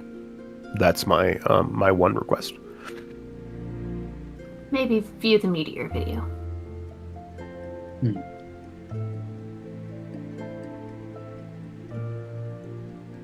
Guess while we're waiting here, how do you know what the turns will be before the cast starts on tablet? You don't know what the first turn is. The second turn we know what the second turn is because he always faces. First 2 turns, he always ends up facing north. Second 2 turns, he always ends up facing south. So you'll end up on numbers the first 2 times, and you'll end up on letters the third. Gotcha. Third and fourth, though. Seeing the fourth turn is, yeah. There's a fourth. Yeah, before there's a turn. There's a turn. We don't see it anymore, so it's before. I didn't know there was a fourth. I haven't seen the fourth in forever. Isn't there a fourth turn, or is it only third? I think there's only 3. I don't know, man. I think it's numbers, letters. I think that's it. I don't think there's another. I mean, I just am like. I mean, we usually, we kill it before meteors. Second set of meteors, but before that, usually, no. Yeah, I mean, we're killing him during, if with people who've done it, who know what's going on, we kill it, before towers too. Second towers, yeah. Yeah, I mean, it's he melts now. Yeah. Okay. It's one of those people. We didn't even have a ton of deaths there, though. I think it's just the mastery and the gear that makes the difference on those. It's and people not and people panicking a little bit because they're like, what do I do? So not doing damage. Oh, shift's offline, so we'll have to wait for that regardless. But if everybody else is here, I'm glad I got meteors both times, so I don't panic. I'm just like, what is this? I mean, the stack is the thing to panic. The stack is the panic dice. Not the meteors. Meteors are a little panicky, but stacks are absolutely the panicky thing. Because if you okay, shift is back. I'm going to do a hard ready check here in a minute.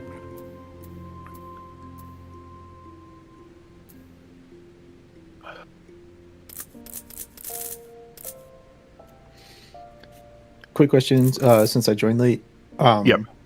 I was looking at the video for the snowballs. I've cleared Death Stars a few times, but I know people use different strats. I couldn't really tell what you do for the non-tethered people on the snowballs. So you just have...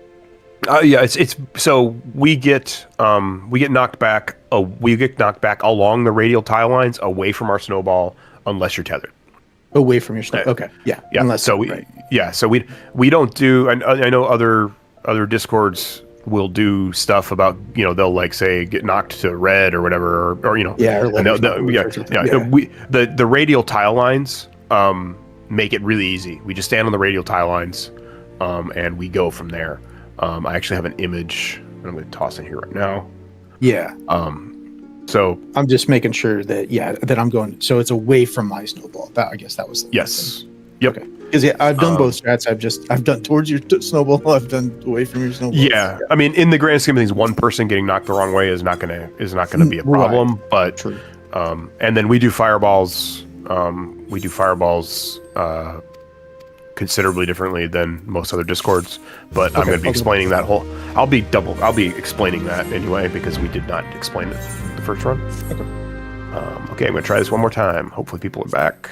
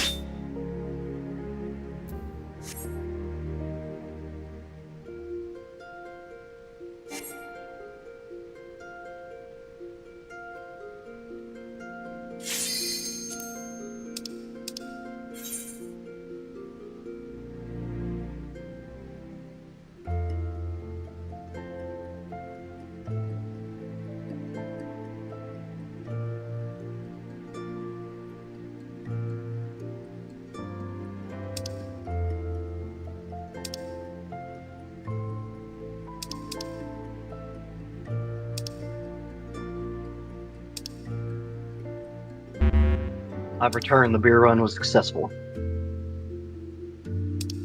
Yay! Looks like Juliet is the only person who didn't do the ready check.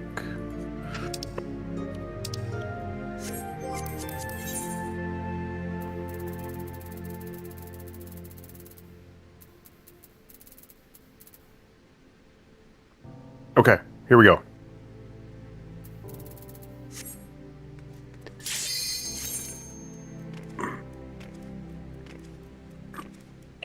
Isaac, you want to call Tablet for me?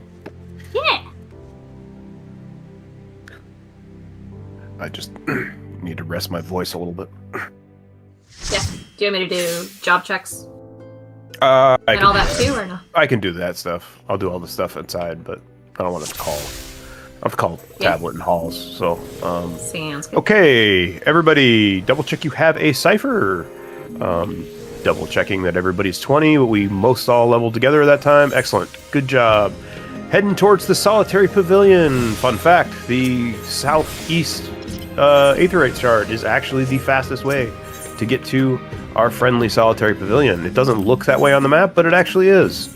Okay, if you are in a party 1, 2, and 3, that was D, E, and F, in the party finder, we're going to be on the east side of the platform. That is the boob dome side, as I call it. If you're in letters, you are on the west side, the rock side. Okay, let's get our chemists to line up here in the middle. Just do a nice line here, and then I will call out numbers to put people in. Okay, we're gonna do Aradia as 1. Rin as 2, Iwa is... We had one more. We had 5 chemists last time, right? Yeah, there's the chemist. No, that's not a chemist. There they are. I see them. I just zap in. Okay. Tweak is number 3. We'll be Ewa, whatever that is, 4, and then Alcer will be 5.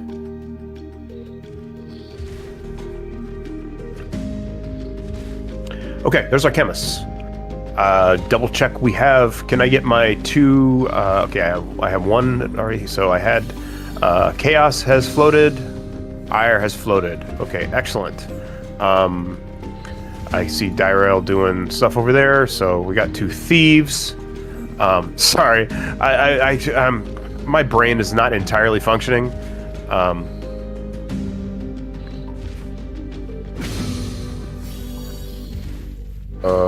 Okay, Fiza, that's nice to know.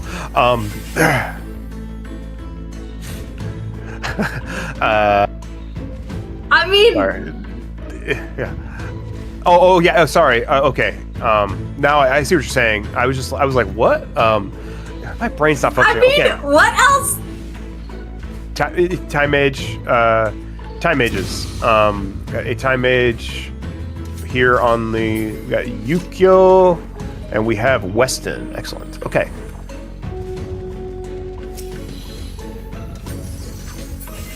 That's you getting. Is that Fiza getting back at me for making fun of her avatar last week? Is that what that is? Yep. Yep. Okay. Definitely is. Okay. Hey, Mac.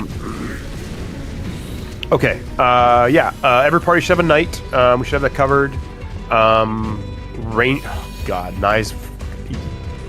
He did. Okay, Nye's gonna die to Starfall. Nye's gonna agree to me? No, yeah, Nye's gonna die to Starfall. Sorry, getting trolled as always. Yeah. Knight in every party. Just need one. We only need 1 cannoneer per side, but if cannoneer is the only thing you got, that's fine. It's not a huge deal. I don't care. I mean, it doesn't matter. I just, anytime one of you crazy people runs Oracle in my party, I know somebody's going to die a lot because of stupid things, including myself.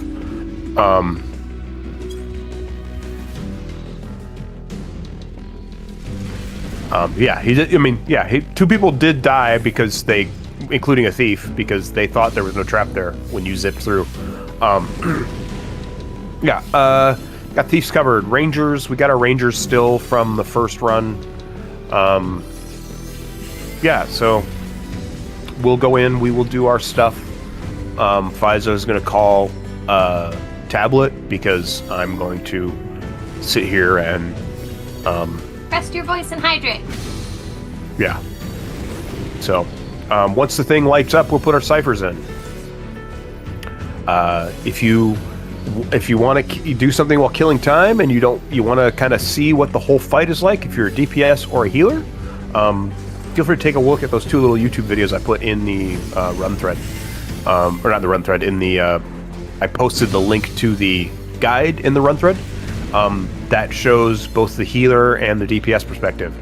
I forgot to do. I was going to do pluses and triangles, Okay. but it's fine. I'm also going to say it verbally. Stop killing the mobs, please. People are using them to build LD, and when you kill them, it makes them build LD slower. So they're literally trying to get hit right now. They don't want them dead. Yeah, just let tanks hold them, tap them once. You know, if your party doesn't have somebody with aggro on them, just tap them once and then leave them. If you're in combat. Yeah, I mean, you were going to be voluntold to be plus for letters. Actually, we'll do this now. If you're in a letters party, I want you to put a plus sign on Eir Lifferberg and a triangle on Arl Farith, where Arl is. So the two rabbits standing here in the middle. There's your Eir is your plus, Arl is your Dorito. If you are on the numbers side, Naichisaku is your triangle, and I will be your plus. Actually, Alistair will be your plus. That way I'm not the plus for once. Oh wait, no, Alistair can't be plus. Alistair's 5. I will be plus. Damn it. I was so lucky until I wasn't. It's fine. I'm always the plus. I promise I will go the proper direction this time, unlike the last time I was on healer and calling this, and actually went the wrong way. You remember you're a number? Yeah, I'll remember I'm a number. I did on snowballs, barely, so I think we'll be fine. So this is for fireballs. We mark a healer and a DPS on each side with a plus and a triangle. If you are in a numbers party, Squirrel to Nuts is a plus, and Naichisaku is a Dorito. We need 6 more ciphers. If you are on the numbers or letters side, excuse me, numbers is what I just said about people is numbers. We're in numbers. If you're on letter side, it is we need 1 more cipher. It is Eir Lifferberg and as plus and Arlfreith as Dorito. 1 more cipher, please. I'm gonna get a drink of water. Everyone should go double check to put in a cipher. If you click on the cipher reliquary and then it says you have secured priority passage, okay, we're good.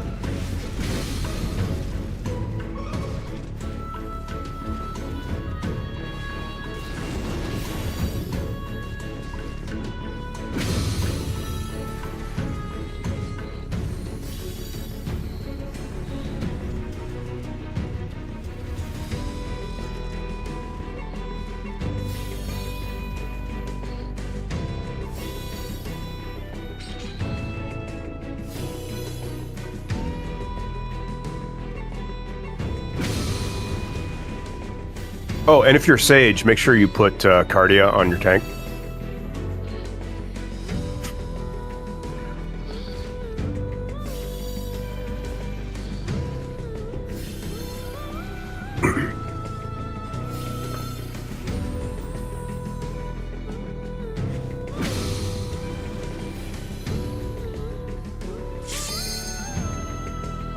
Did you do the comp for your run tomorrow yet, Fiza? No. Not the first run, the big one. Oh, the evening one? Oh, no, I didn't even do an absent call. I should do that. I think I'm there.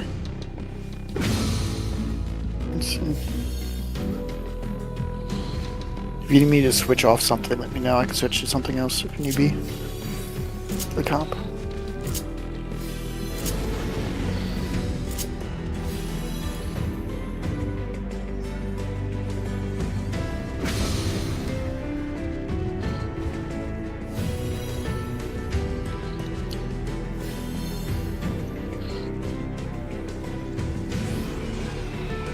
Is that the Magnetar or the Learning? That's the Learning one, right? You're talking about? We're talking about the Magi right now, but I also haven't done the one for the Trios run either. That's fine.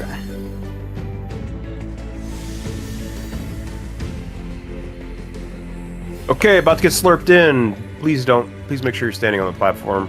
Please don't die. And once you're in, eat some food, and then Fiza is going to be in charge for a little bit. I will shut up. Check your job, your phantom job, your gear, your food. Do not jump down off the platform until you've checked your job and phantom job in particular. Knights and dancers, you're going to go to the stone, dance and pray. And then we're going to hop up. Once your party has your waymarks up, do your ready check.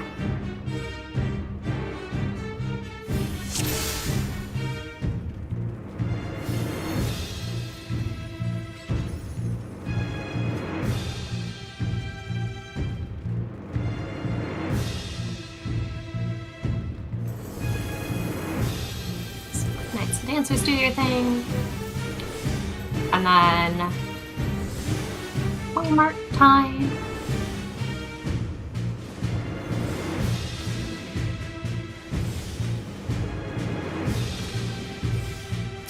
And once your party's done your ready check, go ahead and say Neil chat.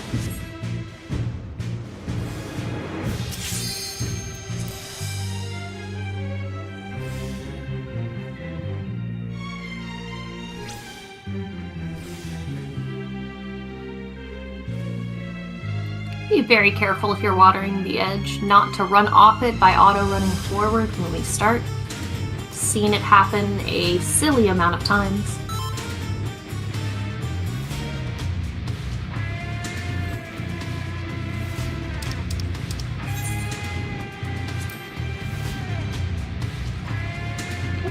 Got 3, got C, got B. Waiting on 2, 1, and A. Doing it.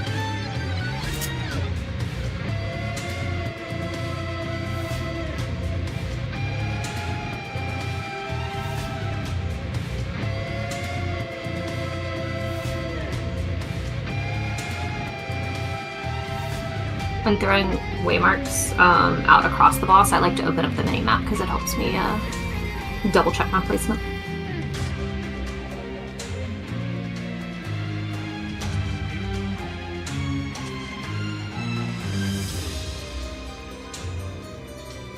Too bad you couldn't use a mini map to place marks on. It's more of a by zooming in on it, I can see if it's approximately the same on either side. I'm saying, but it'd just make everything easier. People wouldn't need special devil tools to make everything right. Okay, how is A and 2 doing? There's A and there's 2. Okay, so let's go ahead and pull at 27 flat, 2700.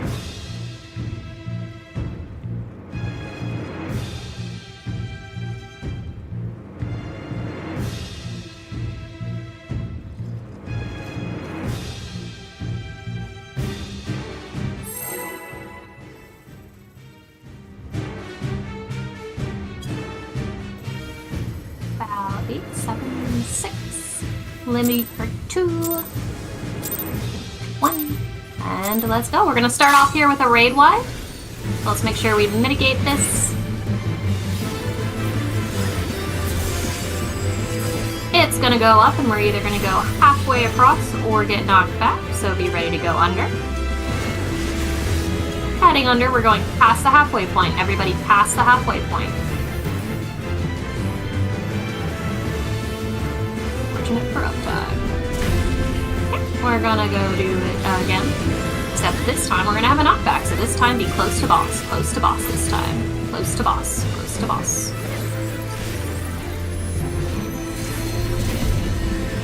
Next up, our tanks are going to take our tank busters in the front left.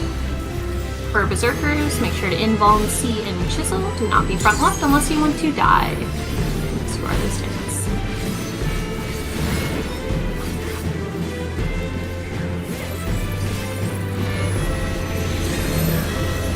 Letters go ahead and cross. Everybody close to the boss for knockback. Close to the boss for knockback. After the knockback, take your tower.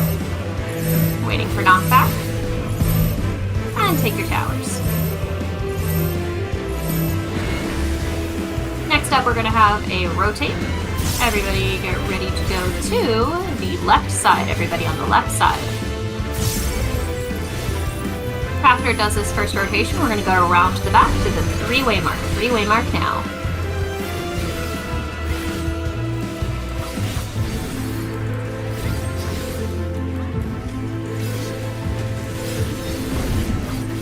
Next up is meteors. Light spread so that you can see above your head. If you get a meteor, you're going to be going to the meteor side. It'll be either a knockback or a half-room cleave. We'll place our meteors, and then we'll take the stack to the safe side. If you have a stack marker, make sure it's pointed towards the boss.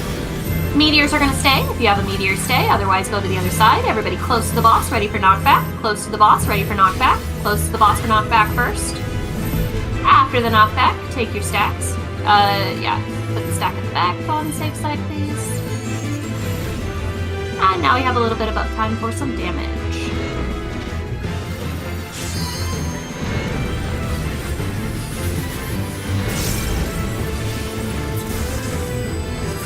Everybody on the right side.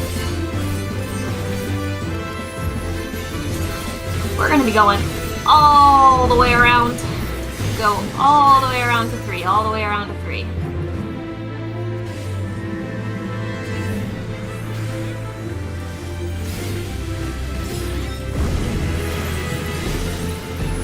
Letters, you're going to be ready to cross. We're about to have ad phase. Time mages, you're going to be dispelling the big ad in the middle when it appears.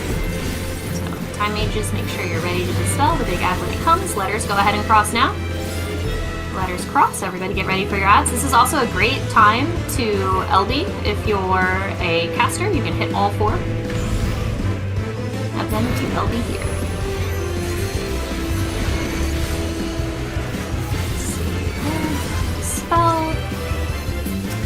After you kill the ads, go ahead and do some more damage to the boss. Next up, we have the second version of towers. So we'll be going to the side with the towers. We'll take either a knockback or a half-room cleave. Numbers will go into the gargoyle in order to float. We'll take our towers, and then we'll end either front, right, or back, left.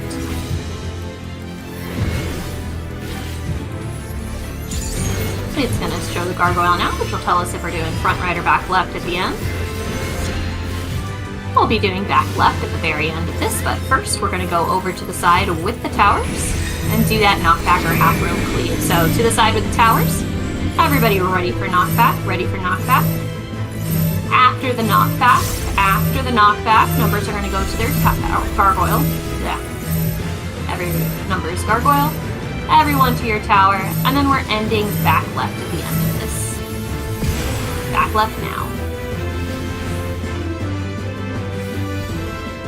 Looks like we have one tower without enough bodies. That's okay. We have a little bit of uptime here for damage. It's going to be a rotate next. Everybody did the left side for a rotate.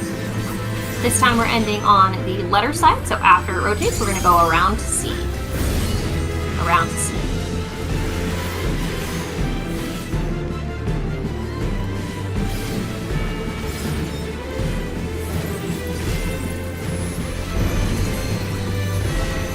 Light spread so you can see above your head.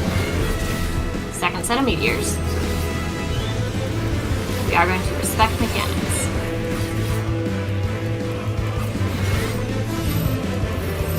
If you have the meteor, you're going to stay. Everybody past the halfway point. Everybody past the halfway point. Make sure if you're at a stack, you're pointed towards the boss. Stack should be pointed towards the boss. Or nope, you're on the wrong side. You're going to die if you stand there.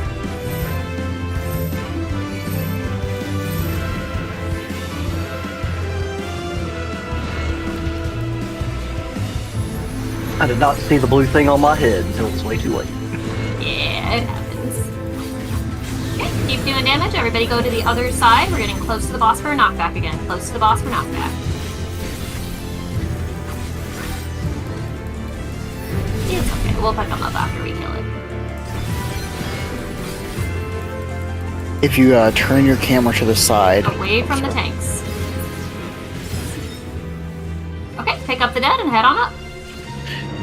If you turn your camera to the side for meteors, it's a lot easier to see the mechanic. That like blue line going through me. Yeah, the blue line over your head. Yeah, you'll be able to see where it goes to and that kind of stuff. I like to do a light spread before it, just so that I can make sure that I don't have a meteor or the line stack above my head. It just helps to space out a little bit. Okay, numbers, go ahead and head down a voice channel. Letters, stay here. Bye! Bye!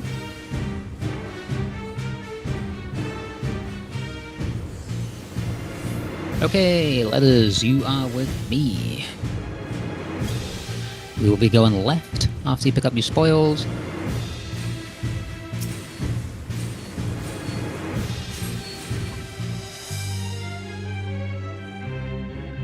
Give me a while, I'm not there yet. You guys want to mark Daryl? I'm jumping right now. Yep, we got Daryl again, a warrior here, which will be our thief. Okay, so as before, let's go ahead and pull the mobs. Manticore does the left and right hammer, and Scarab has a thing we need to dispel. Right, perfect, let the slows up.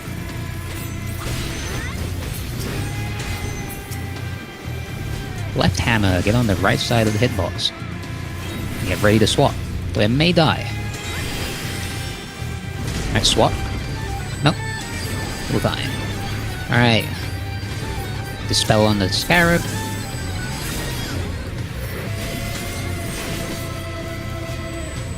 Perfect. Rhino Guard again, okay. Dispel once more.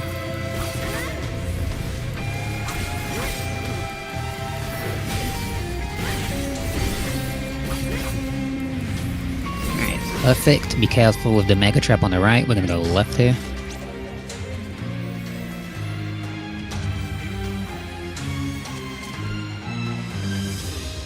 Alright, let's get a pull on the mobs.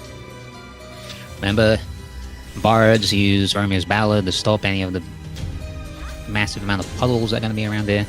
Our Geomancer's already going ahead to hit the orb.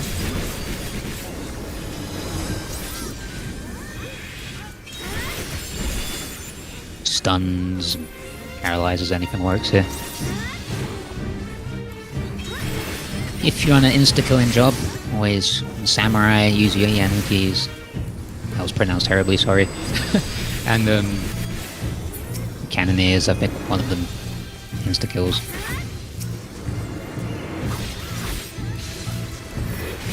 There's a trap at the top of the stairs. Okay, right, so we have a trap at the top of the stairs. We'll have a ranger pop down, be careful once we turn here. We go right first, right? Yeah, we go right. I'm gonna have a ranger pop this first. Like one of them. Alright, cool. I'm gonna go right.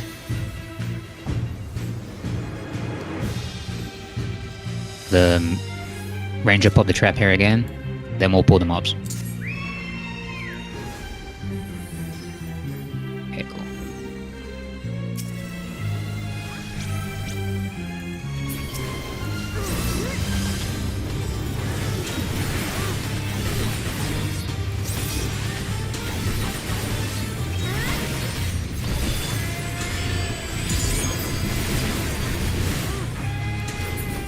Focus down the moth if possible. They should die from a doom.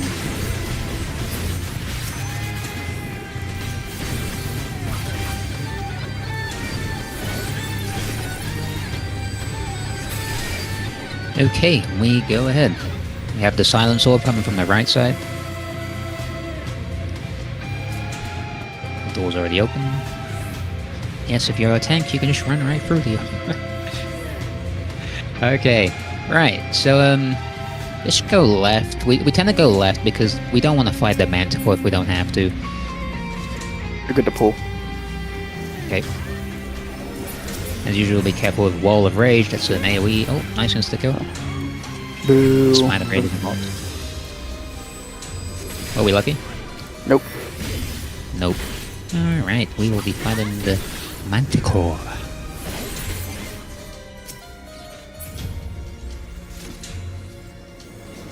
Alright, let's get a pull.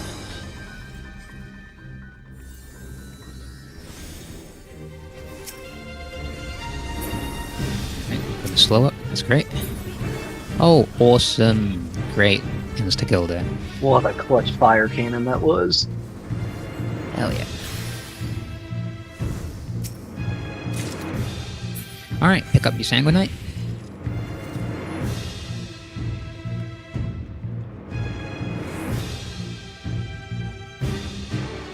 Once you pick it up, we'll be going back where we came from.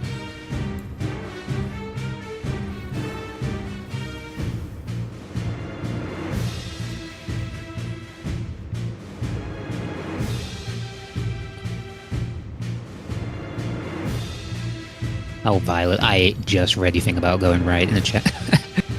Oh well. Okay, seems like we don't have any small traps here. Okay, let's get them, pull up the mobs back here.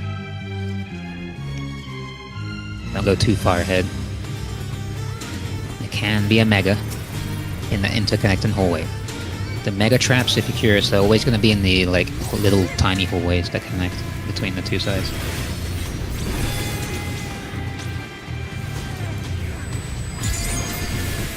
You clear up to the Geo. Okay, cool. Thank you.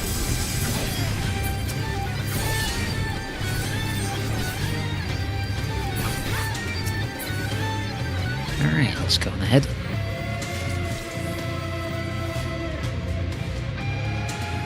Clear up traps here. Okay, right. So as before, Thief is going to go to the Thief room, and while that's happening, we're going to pull these mobs so that we have them out of the way for later. And the Geomancer will do the orb as well for later.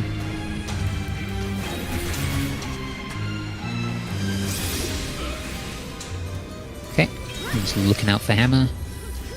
Left hammer, go on the right side of the hitbox. Be careful, there's an AoE there. Swap. Be careful of the silence orb, it's coming back this way.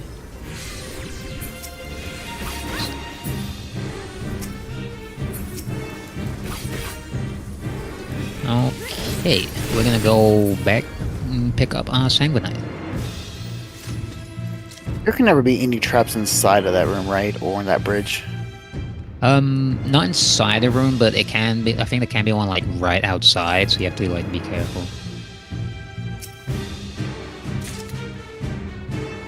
I'll pop that trap. They're big. I see the mega. So, don't pop the mega, please. With that trap. Give me a second. Right, so we have the mega up there. So let's pop the small one first.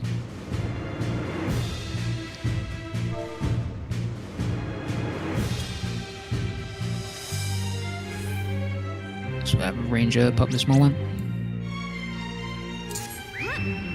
Shion's got that? Cool. Okay, Shion, do you want to try maybe pop in this big mega one to try, or Dawntrail, do you want to just involve it? I got it. I'll involve it. Okay, cool. Alright, stand back. Everyone back. It's popping. Get back, get back, get back. Okay, Give me heals. Cool. Just go up ahead. Can be a trap where the mobs are. Let's pull them over here.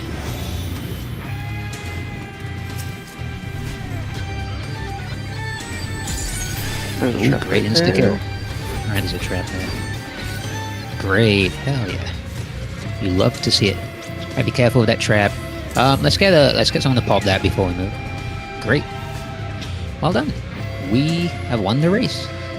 Ranger, if you want, you can start like blindly shooting the trap down towards that door, or like right underneath us. Yeah. There can be traps when you drop down, so be careful. Like right there.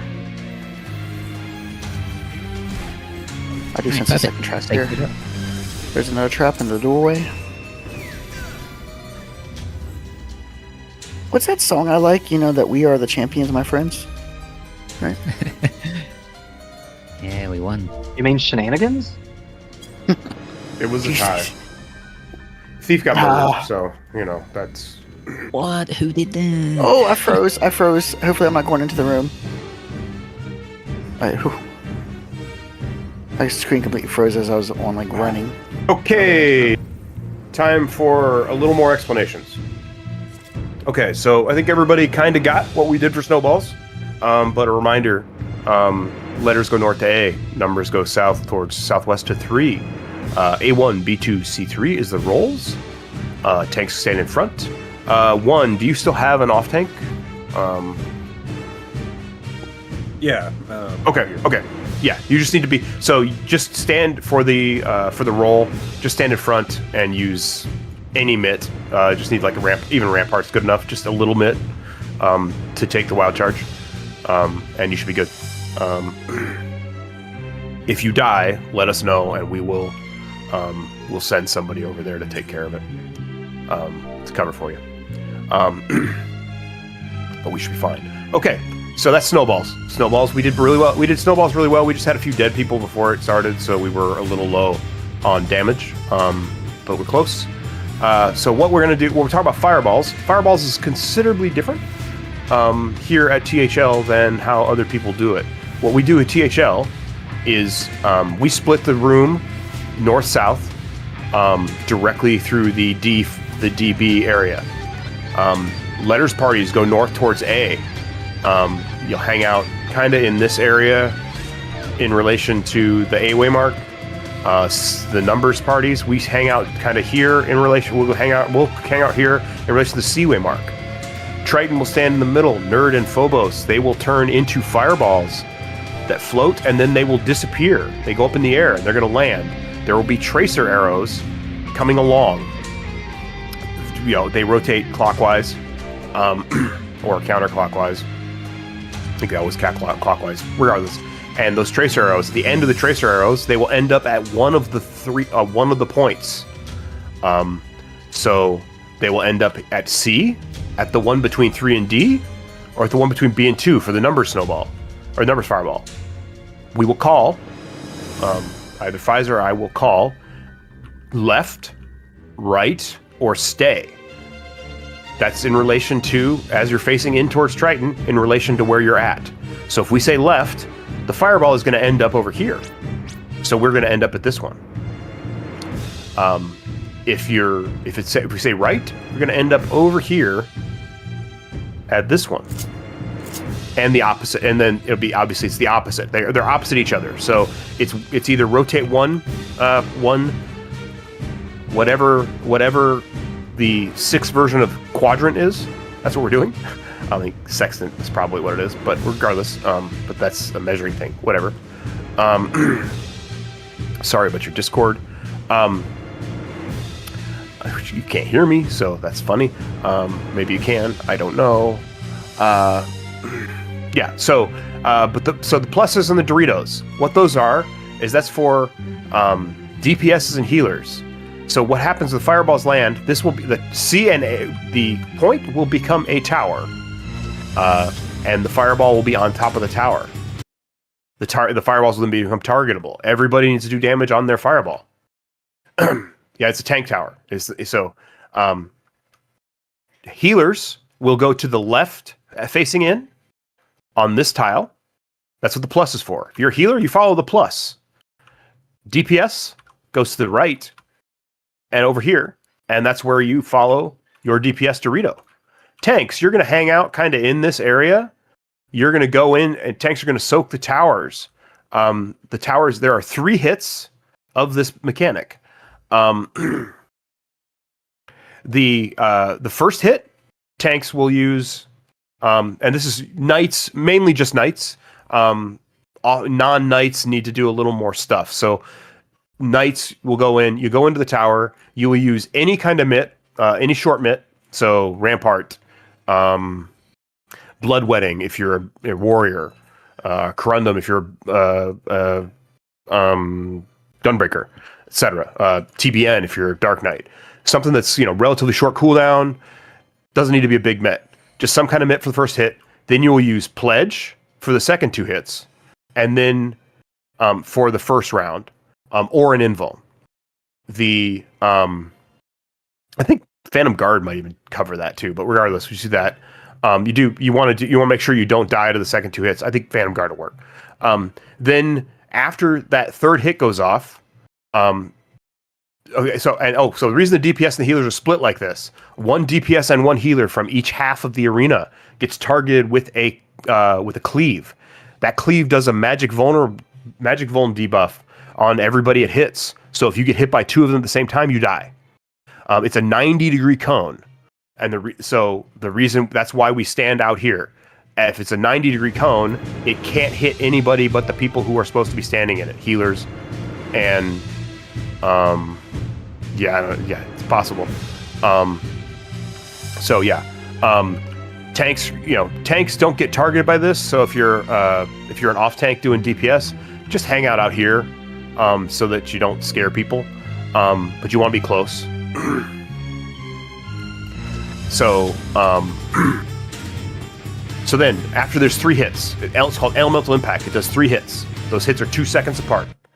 After the third hit of Elemental Impact, everyone who's DPS in a tank runs over towards us healers over here. We collapse on the healers. A set of puddles will get baited. Then we will all run in a circle without using sprint to keep baiting puddles. We'll end up roughly in this area. There are 3 sets of puddles and then a line stack. We take the line stack here. We take the line stack, and then we have another round of the tower. Healers head back to their spot. DPS go to their spot. Tanks go to where they need to go. 3 more hits. Hopefully, we kill the fireball before that last hit is off. If not, okay, they will start casting their Enrage. We need to kill both fireballs before then. If you kill your fireball, unlike snowballs, where you can help pretty early, until the third elemental impact blast goes off, you cannot cross the middle. It will target unless you're a tank to help the other side, because it can target you. If you're a healer, let's say I'm a healer and I'm over here. I'm standing way over here so I don't pull the bosses. But if I am a healer and the towers are at A and C, and I cross to this point right here, just literally this point where I'm standing right now, I can get targeted by the cleave, and I can kill all the DPS on the letter side. So until all 3 elemental impacts are off, don't help the other side. Range can plink him. Range might be able to plink from being up by Triton, but probably not. That's really it. Final phase after fireballs, which we probably won't get to, but if we do, we call it slices or Enrage. They will do a 6-handed fist fight, which is a big hitting raid wide. Most important thing to remember on 6-handed fist fight is that you do not, under any circumstances, stand inside this circle. You will die. It does a lot of damage in there. We do shields and mitts, and then we will do slices. A and 1 do this slice. A and 1 do the slice kind of in their normal home area. B and 2 do theirs. Letters parties always go to the left. Numbers parties always go to the right. That's for the spreads. There are 2 slices. They will get telegraphed. You got to dodge the first one, then the second one, then you go to your slice and you spread out. Don't need to spread out too much. Just need to make sure you're not right up against. You need to not on somebody. About the distance I am from Ire right now is safe. So roughly there. That's definitely safe. But once you're in your spot, don't move until all the pulses go. They don't all go off at the same time. It's a kind of like, it's like 3 or 4 hits. So it's like they're throwing. I think it's 3 hits. I think they're all throwing out. One of them throws out firecrackers, then the other one throws out firecrackers. The other one. So you want to make sure you don't land on somebody. And then it does it again. And hopefully we, at that point we will. Damage is high enough these days that we usually don't see more than the first round of slices. It does that twice, and then they cast an Enrage. So we should be good. After snowballs, there is another delta attack. There's a hop and a delta attack. And then after the delta attack, there is, it's called Fire and Slice. or I think, or Slice and Fire, or whatever it is. That is a tank buster. There's a cleaving tank buster, like the beginning one, and a line stack. So the way let's say C is the middle, or is our boss. Let's say our boss is here. Let's say my boss is at C. Tank is going to be off towards the left, facing in. Party is going to be on the right, facing in. That way, the tank's 60-degree cleave doesn't hit anybody other than the tank, and the line stack doesn't hit anybody other than everybody else. So that's that. There are 2 sets of Delta attacks, and then Six-Handed Fistfight is the equivalent of a Delta attack.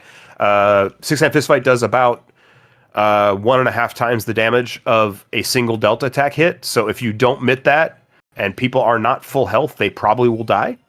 So we want to use mitts there. Are there any questions?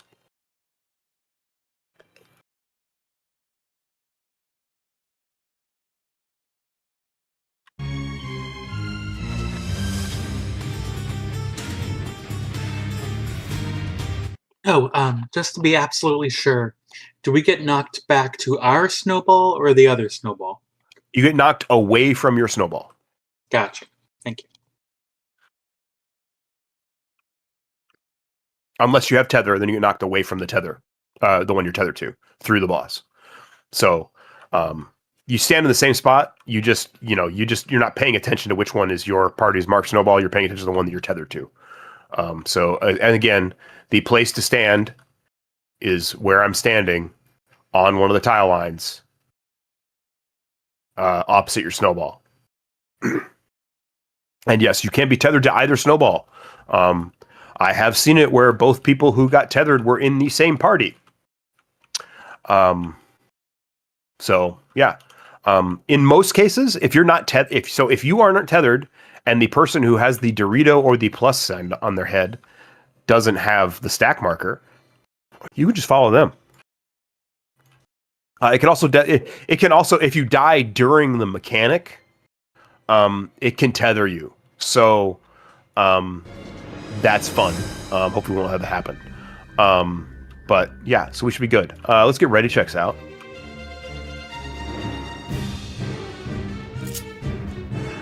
We are not going to pre-cheat.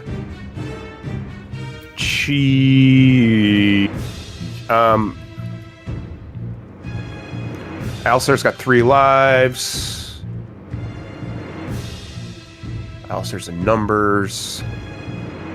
Let's pre-cheese snowballs. So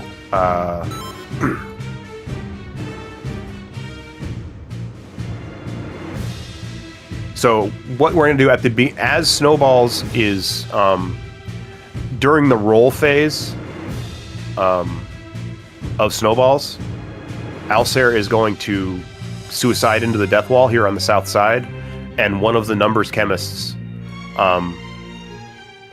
right before the rolls happen, I want you to, while we're standing kind of at our snowball, I want you to pop a res on Alsair. Sound good?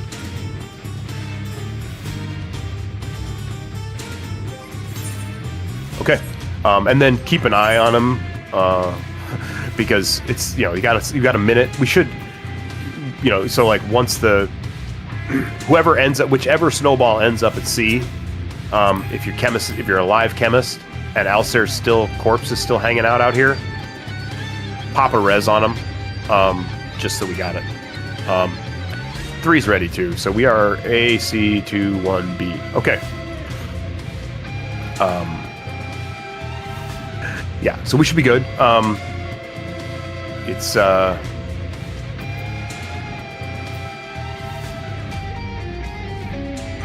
okay. We are going to pull at 18 minutes and 30 seconds. 18 minutes and 30 seconds.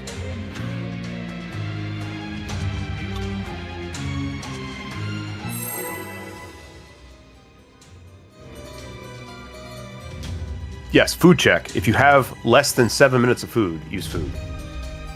10 seconds.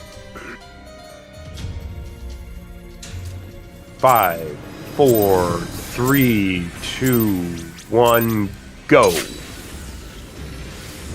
Okay. Welcome to trios again. Stay with the bosses.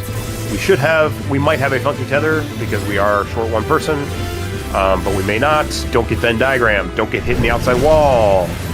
Looks like we have one funky tether. If you are a tank and you're funky tethered, please don't move. Tanks, tank busters, face them out. Okay, good job. Get ready for the hop, or not the hop, but the slime stun. Don't get hit by the tang. Damage on Phobos. We'll get a debuff. I cannot call this. Get your debuffs back to 0. Opposite color. I can't call this for you. We'll call where the safe spot is at the end.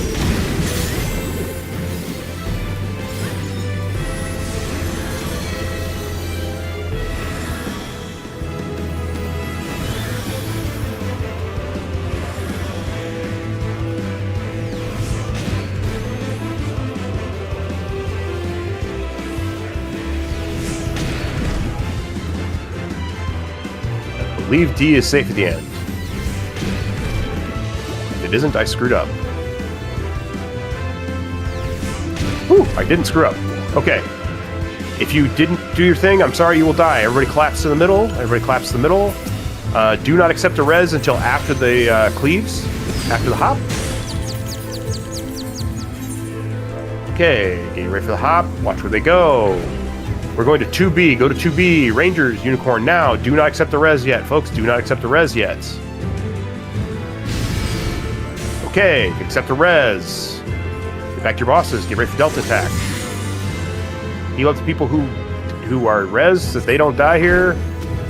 Get on your boss. 3 hits. 1 hit. 2 hits.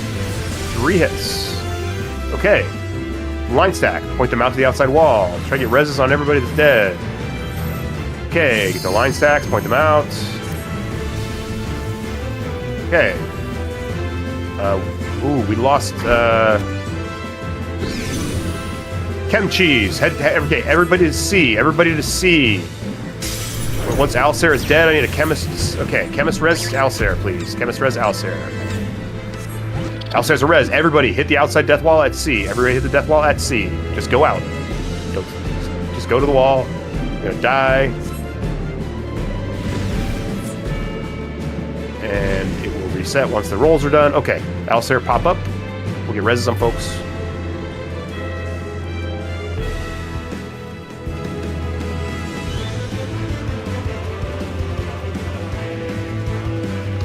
Make sure you are running to the safe spot on, if you need to sprint, go ahead and sprint to dodge after slimes.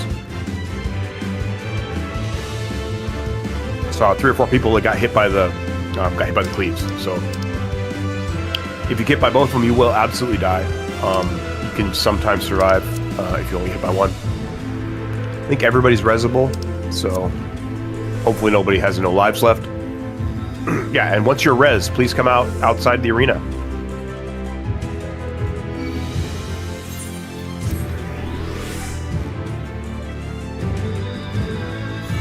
No worries.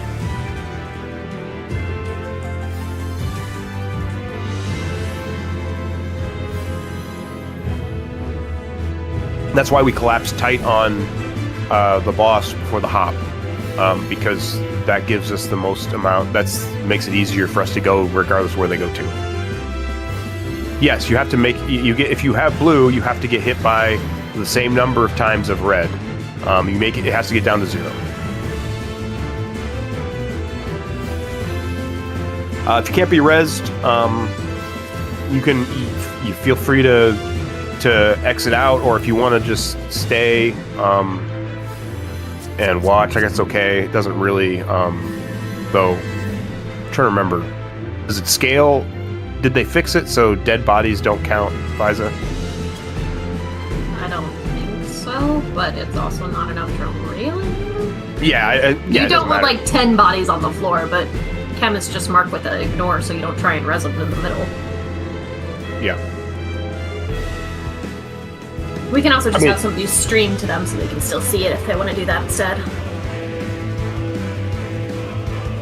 Yeah. And they're in the death wall, so like they're starting in the death wall, so it's a corpse in the death wall is usually pretty obvious that they can't be res. Okay, we're not going to do the chem cheese again because we don't have enough lives. So we're going to give this a full send. We'll wait another minute or so. We will pull at 12 minutes. So head to your spots. Be ready to go then. Well, as long as it's not hurting anything, I'm definitely going to watch so I can learn a thing or two. Yeah. You will get close to your timeout of the zone probably while we're in the fight. So just as a heads up, if you want to re-level with us, you're going to want to exit the zone before you get AFK kicked. It's going to count as AFK even if you're dead on the floor.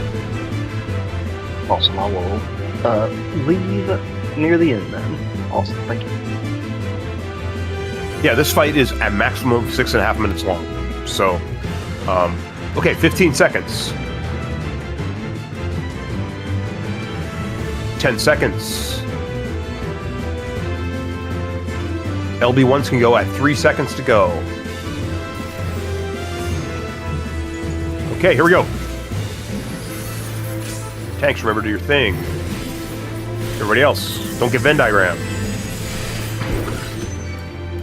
Green tiles are a safe spot to be.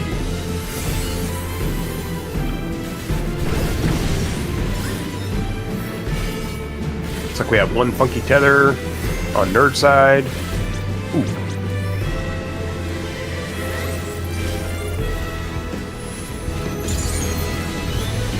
Somebody death walled. Okay, get ready for slimes. Head to the middle.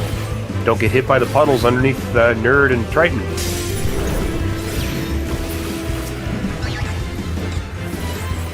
Do some damage to Phobos. Watch for your debuff.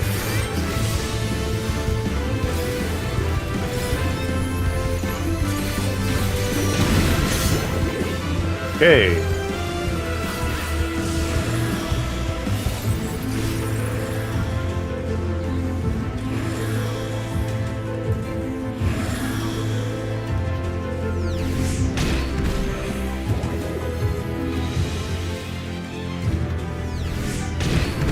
B is safe at the end. B is safe at the end.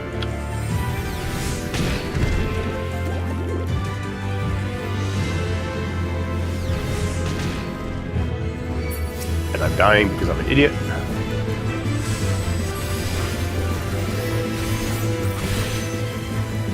Okay, watch the hop. Do not accept the res until after the cleaves go off. 3D.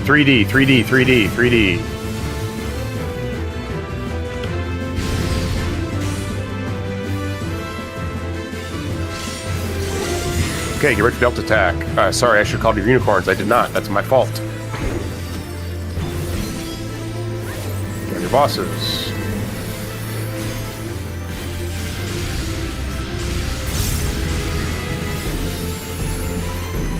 Wait for the line stack. Point them out.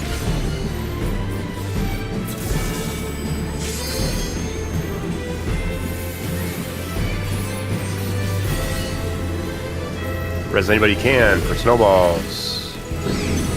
Letters. North to A. Numbers. South towards 3. Watch out for the puddles. Mark your snowball. A1, B2, C3. Tanks in front.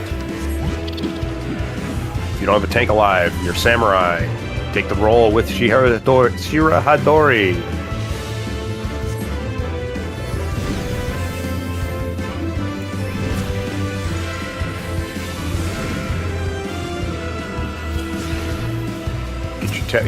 We got both stacks on the same side. We are, yeah.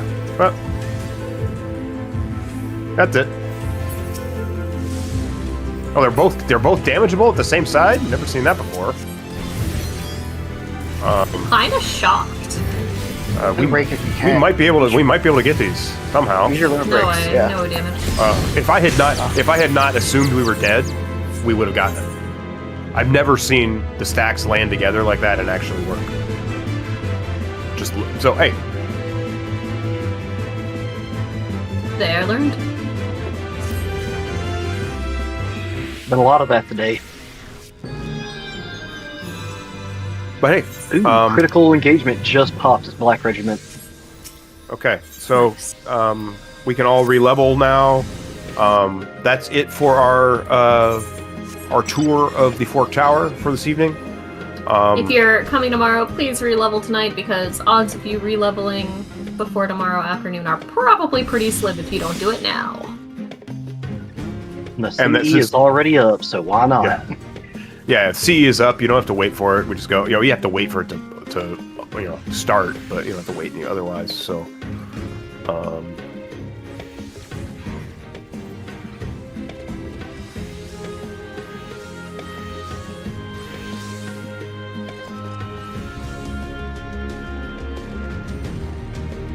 But yeah, about half the group for trios tomorrow is on Marble Prog, because it was originally going to be a Marble Prog group, so definitely study up on the rest of trios, and we'll hopefully get you all clear of that tomorrow if you're in that one.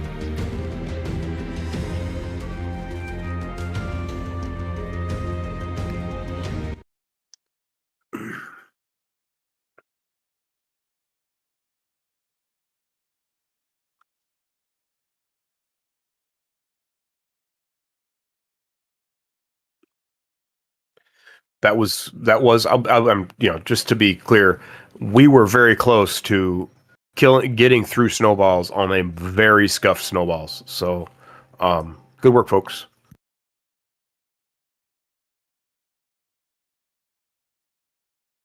Congratulations to fresh people on your 12 Sanguinite. We do. There's usually 2 or 3 runs a week. Brezu and I both do. What are you talking about? We do more than that now. No. I mean, I was saying, I was just saying, of the earlier prog runs, there's 2 or 3 runs a week. Brezu usually does a run. Usually does runs and is usually doing runs during the week that are later in the evening, because he's or they, excuse me, are Pacific time zone. He's busy getting drunk on Nihonshu tonight. Lucky bastard. I'll usually do a run, like a Thursday or Friday night run that's fresh. Yuta usually does a trios run.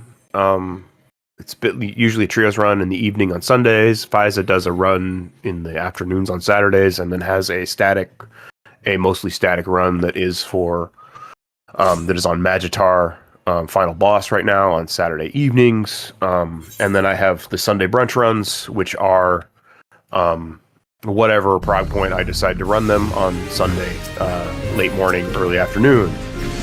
That is a Magitar run this week, because that's what it's been at for a while. But yeah, we do runs quite a bit. There's a couple other people who were talking about maybe hosting some runs. So yeah, it's yeah. I mean, it's once people get past trios. Trios is the hardest boss in the zone to kind of to master. It's the hardest. It's the most personal mechanics boss. The most times where you can die and kill other people. Boss in here. So Magitar is super fast, but not nearly as god damn it, we screwed up. And we have to go back. The joke is that every run is Trios Prog. It's the old joke going back to the early days. Trios Prog for us is usually not that bad. We've got a pretty good method of teaching it. And we have Bridges, Bridges is right after Trios. If you see progression that says Bridges, you're not going to see that very often. but usually because most of the people who host runs past trios on THL consider you've killed trios, then Marble Dragon Prog is fine. Bridges is not that hard. Just needs a few people. It needs people paying attention, and it's a collar check and a healer check more than it is a anything else check. So much of a collar check. Don't forget about thieves. Is a thief check for sure. I mean, it's not that. It's really. I mean, the thief is very important there, but really, it's a collar. The collars have to pay attention to everything. If your head has to be on a swivel, more than anywhere else, and probably more than anywhere else in the zone, to be honest with you, because you get to pay attention. Dragon decks. Yeah. I'm thinking more for actually thieves / ranger, just because I've been killed off by rangers popping the wrong trap. Yeah, last week we had a thief wipe half the raid on bridges. I mean that's not uncommon. Oh, I'm dead. The super trap moving a little too far forward for the super trap always happens, or not always happens a lot. There is an advanced strat to use pre-popping of bridges. We don't like to use it on our learning runs simply because we don't like to get people to be complacent thinking there are no people to get used to that there are traps on that. Pre-popping does make it a lot easier, but you need to have two rangers that really know what they're doing, and that's not necessarily something we're going to have here,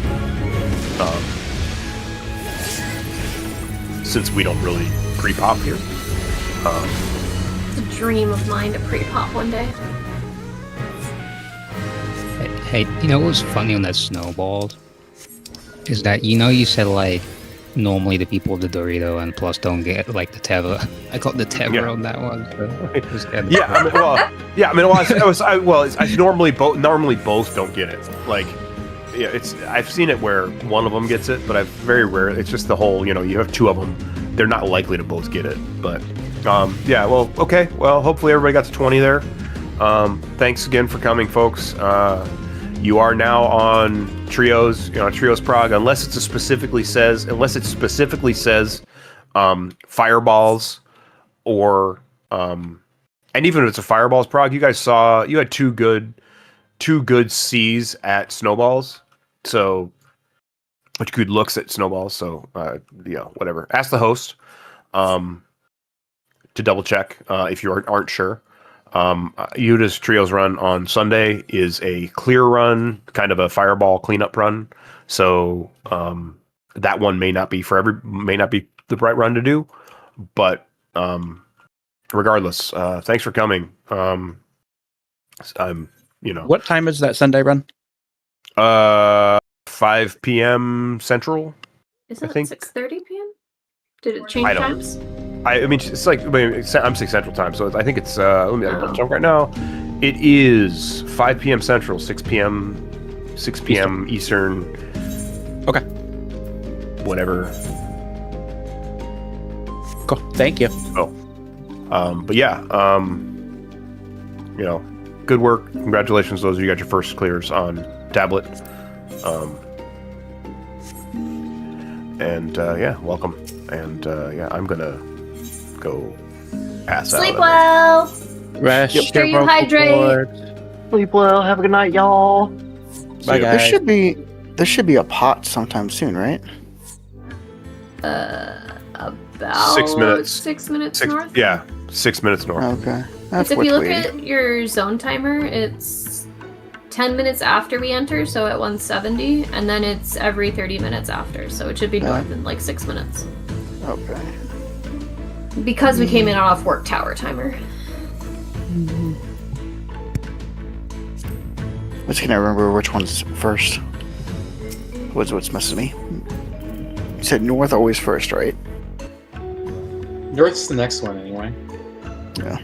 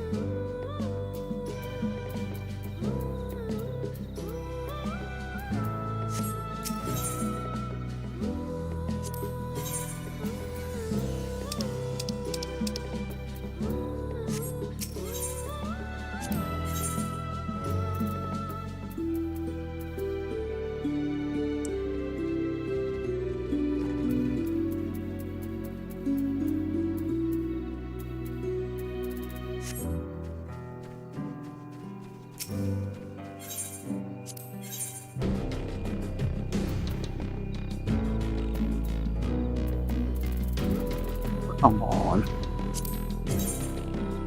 Can I get a res? Anyone? Oh, maybe not. Oh, I'm safe. Haha.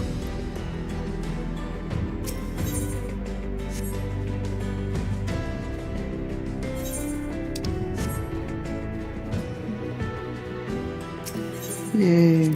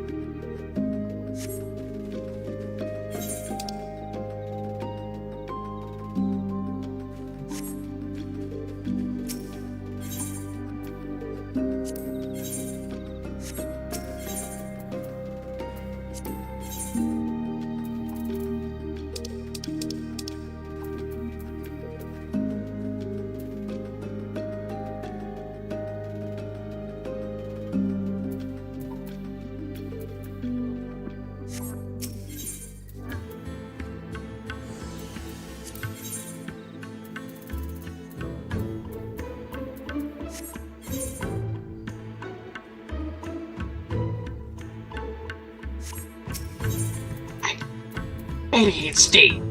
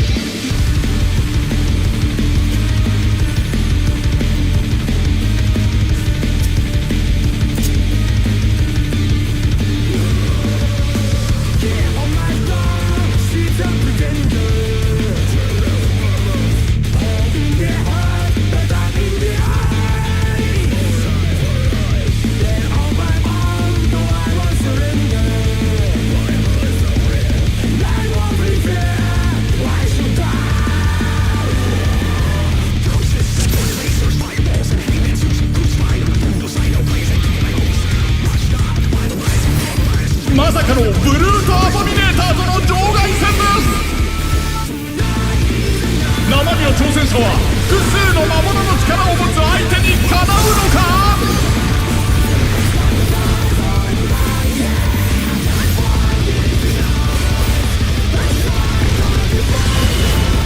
なんと魔物の力で武器を作り出した。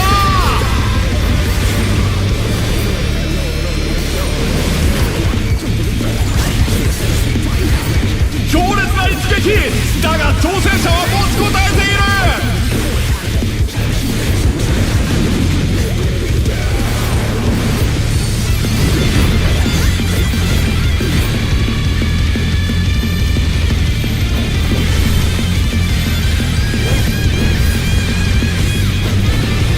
これはばらまかれた種から魔物が出てきた。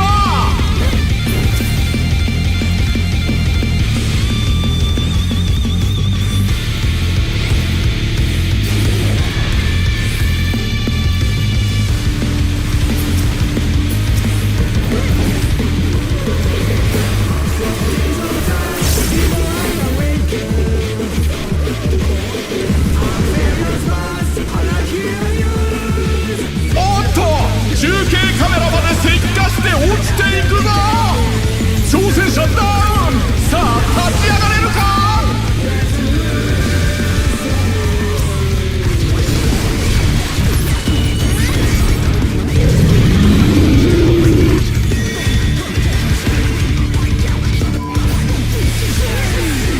立ち上がったぞ。だが油断はできない。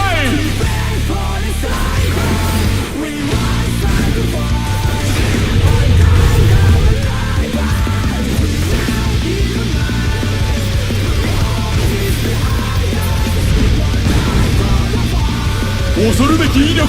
挑戦者が吹き飛ばされた。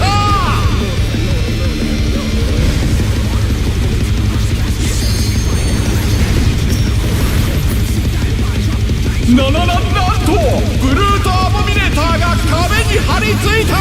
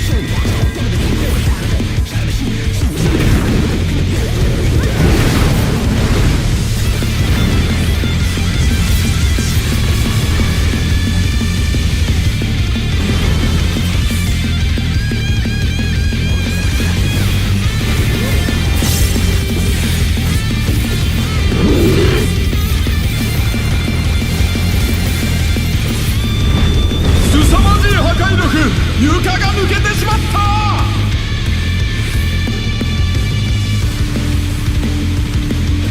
急ぎ中継カメラも後を追います。どうやら崩落により火災が発生している模様です。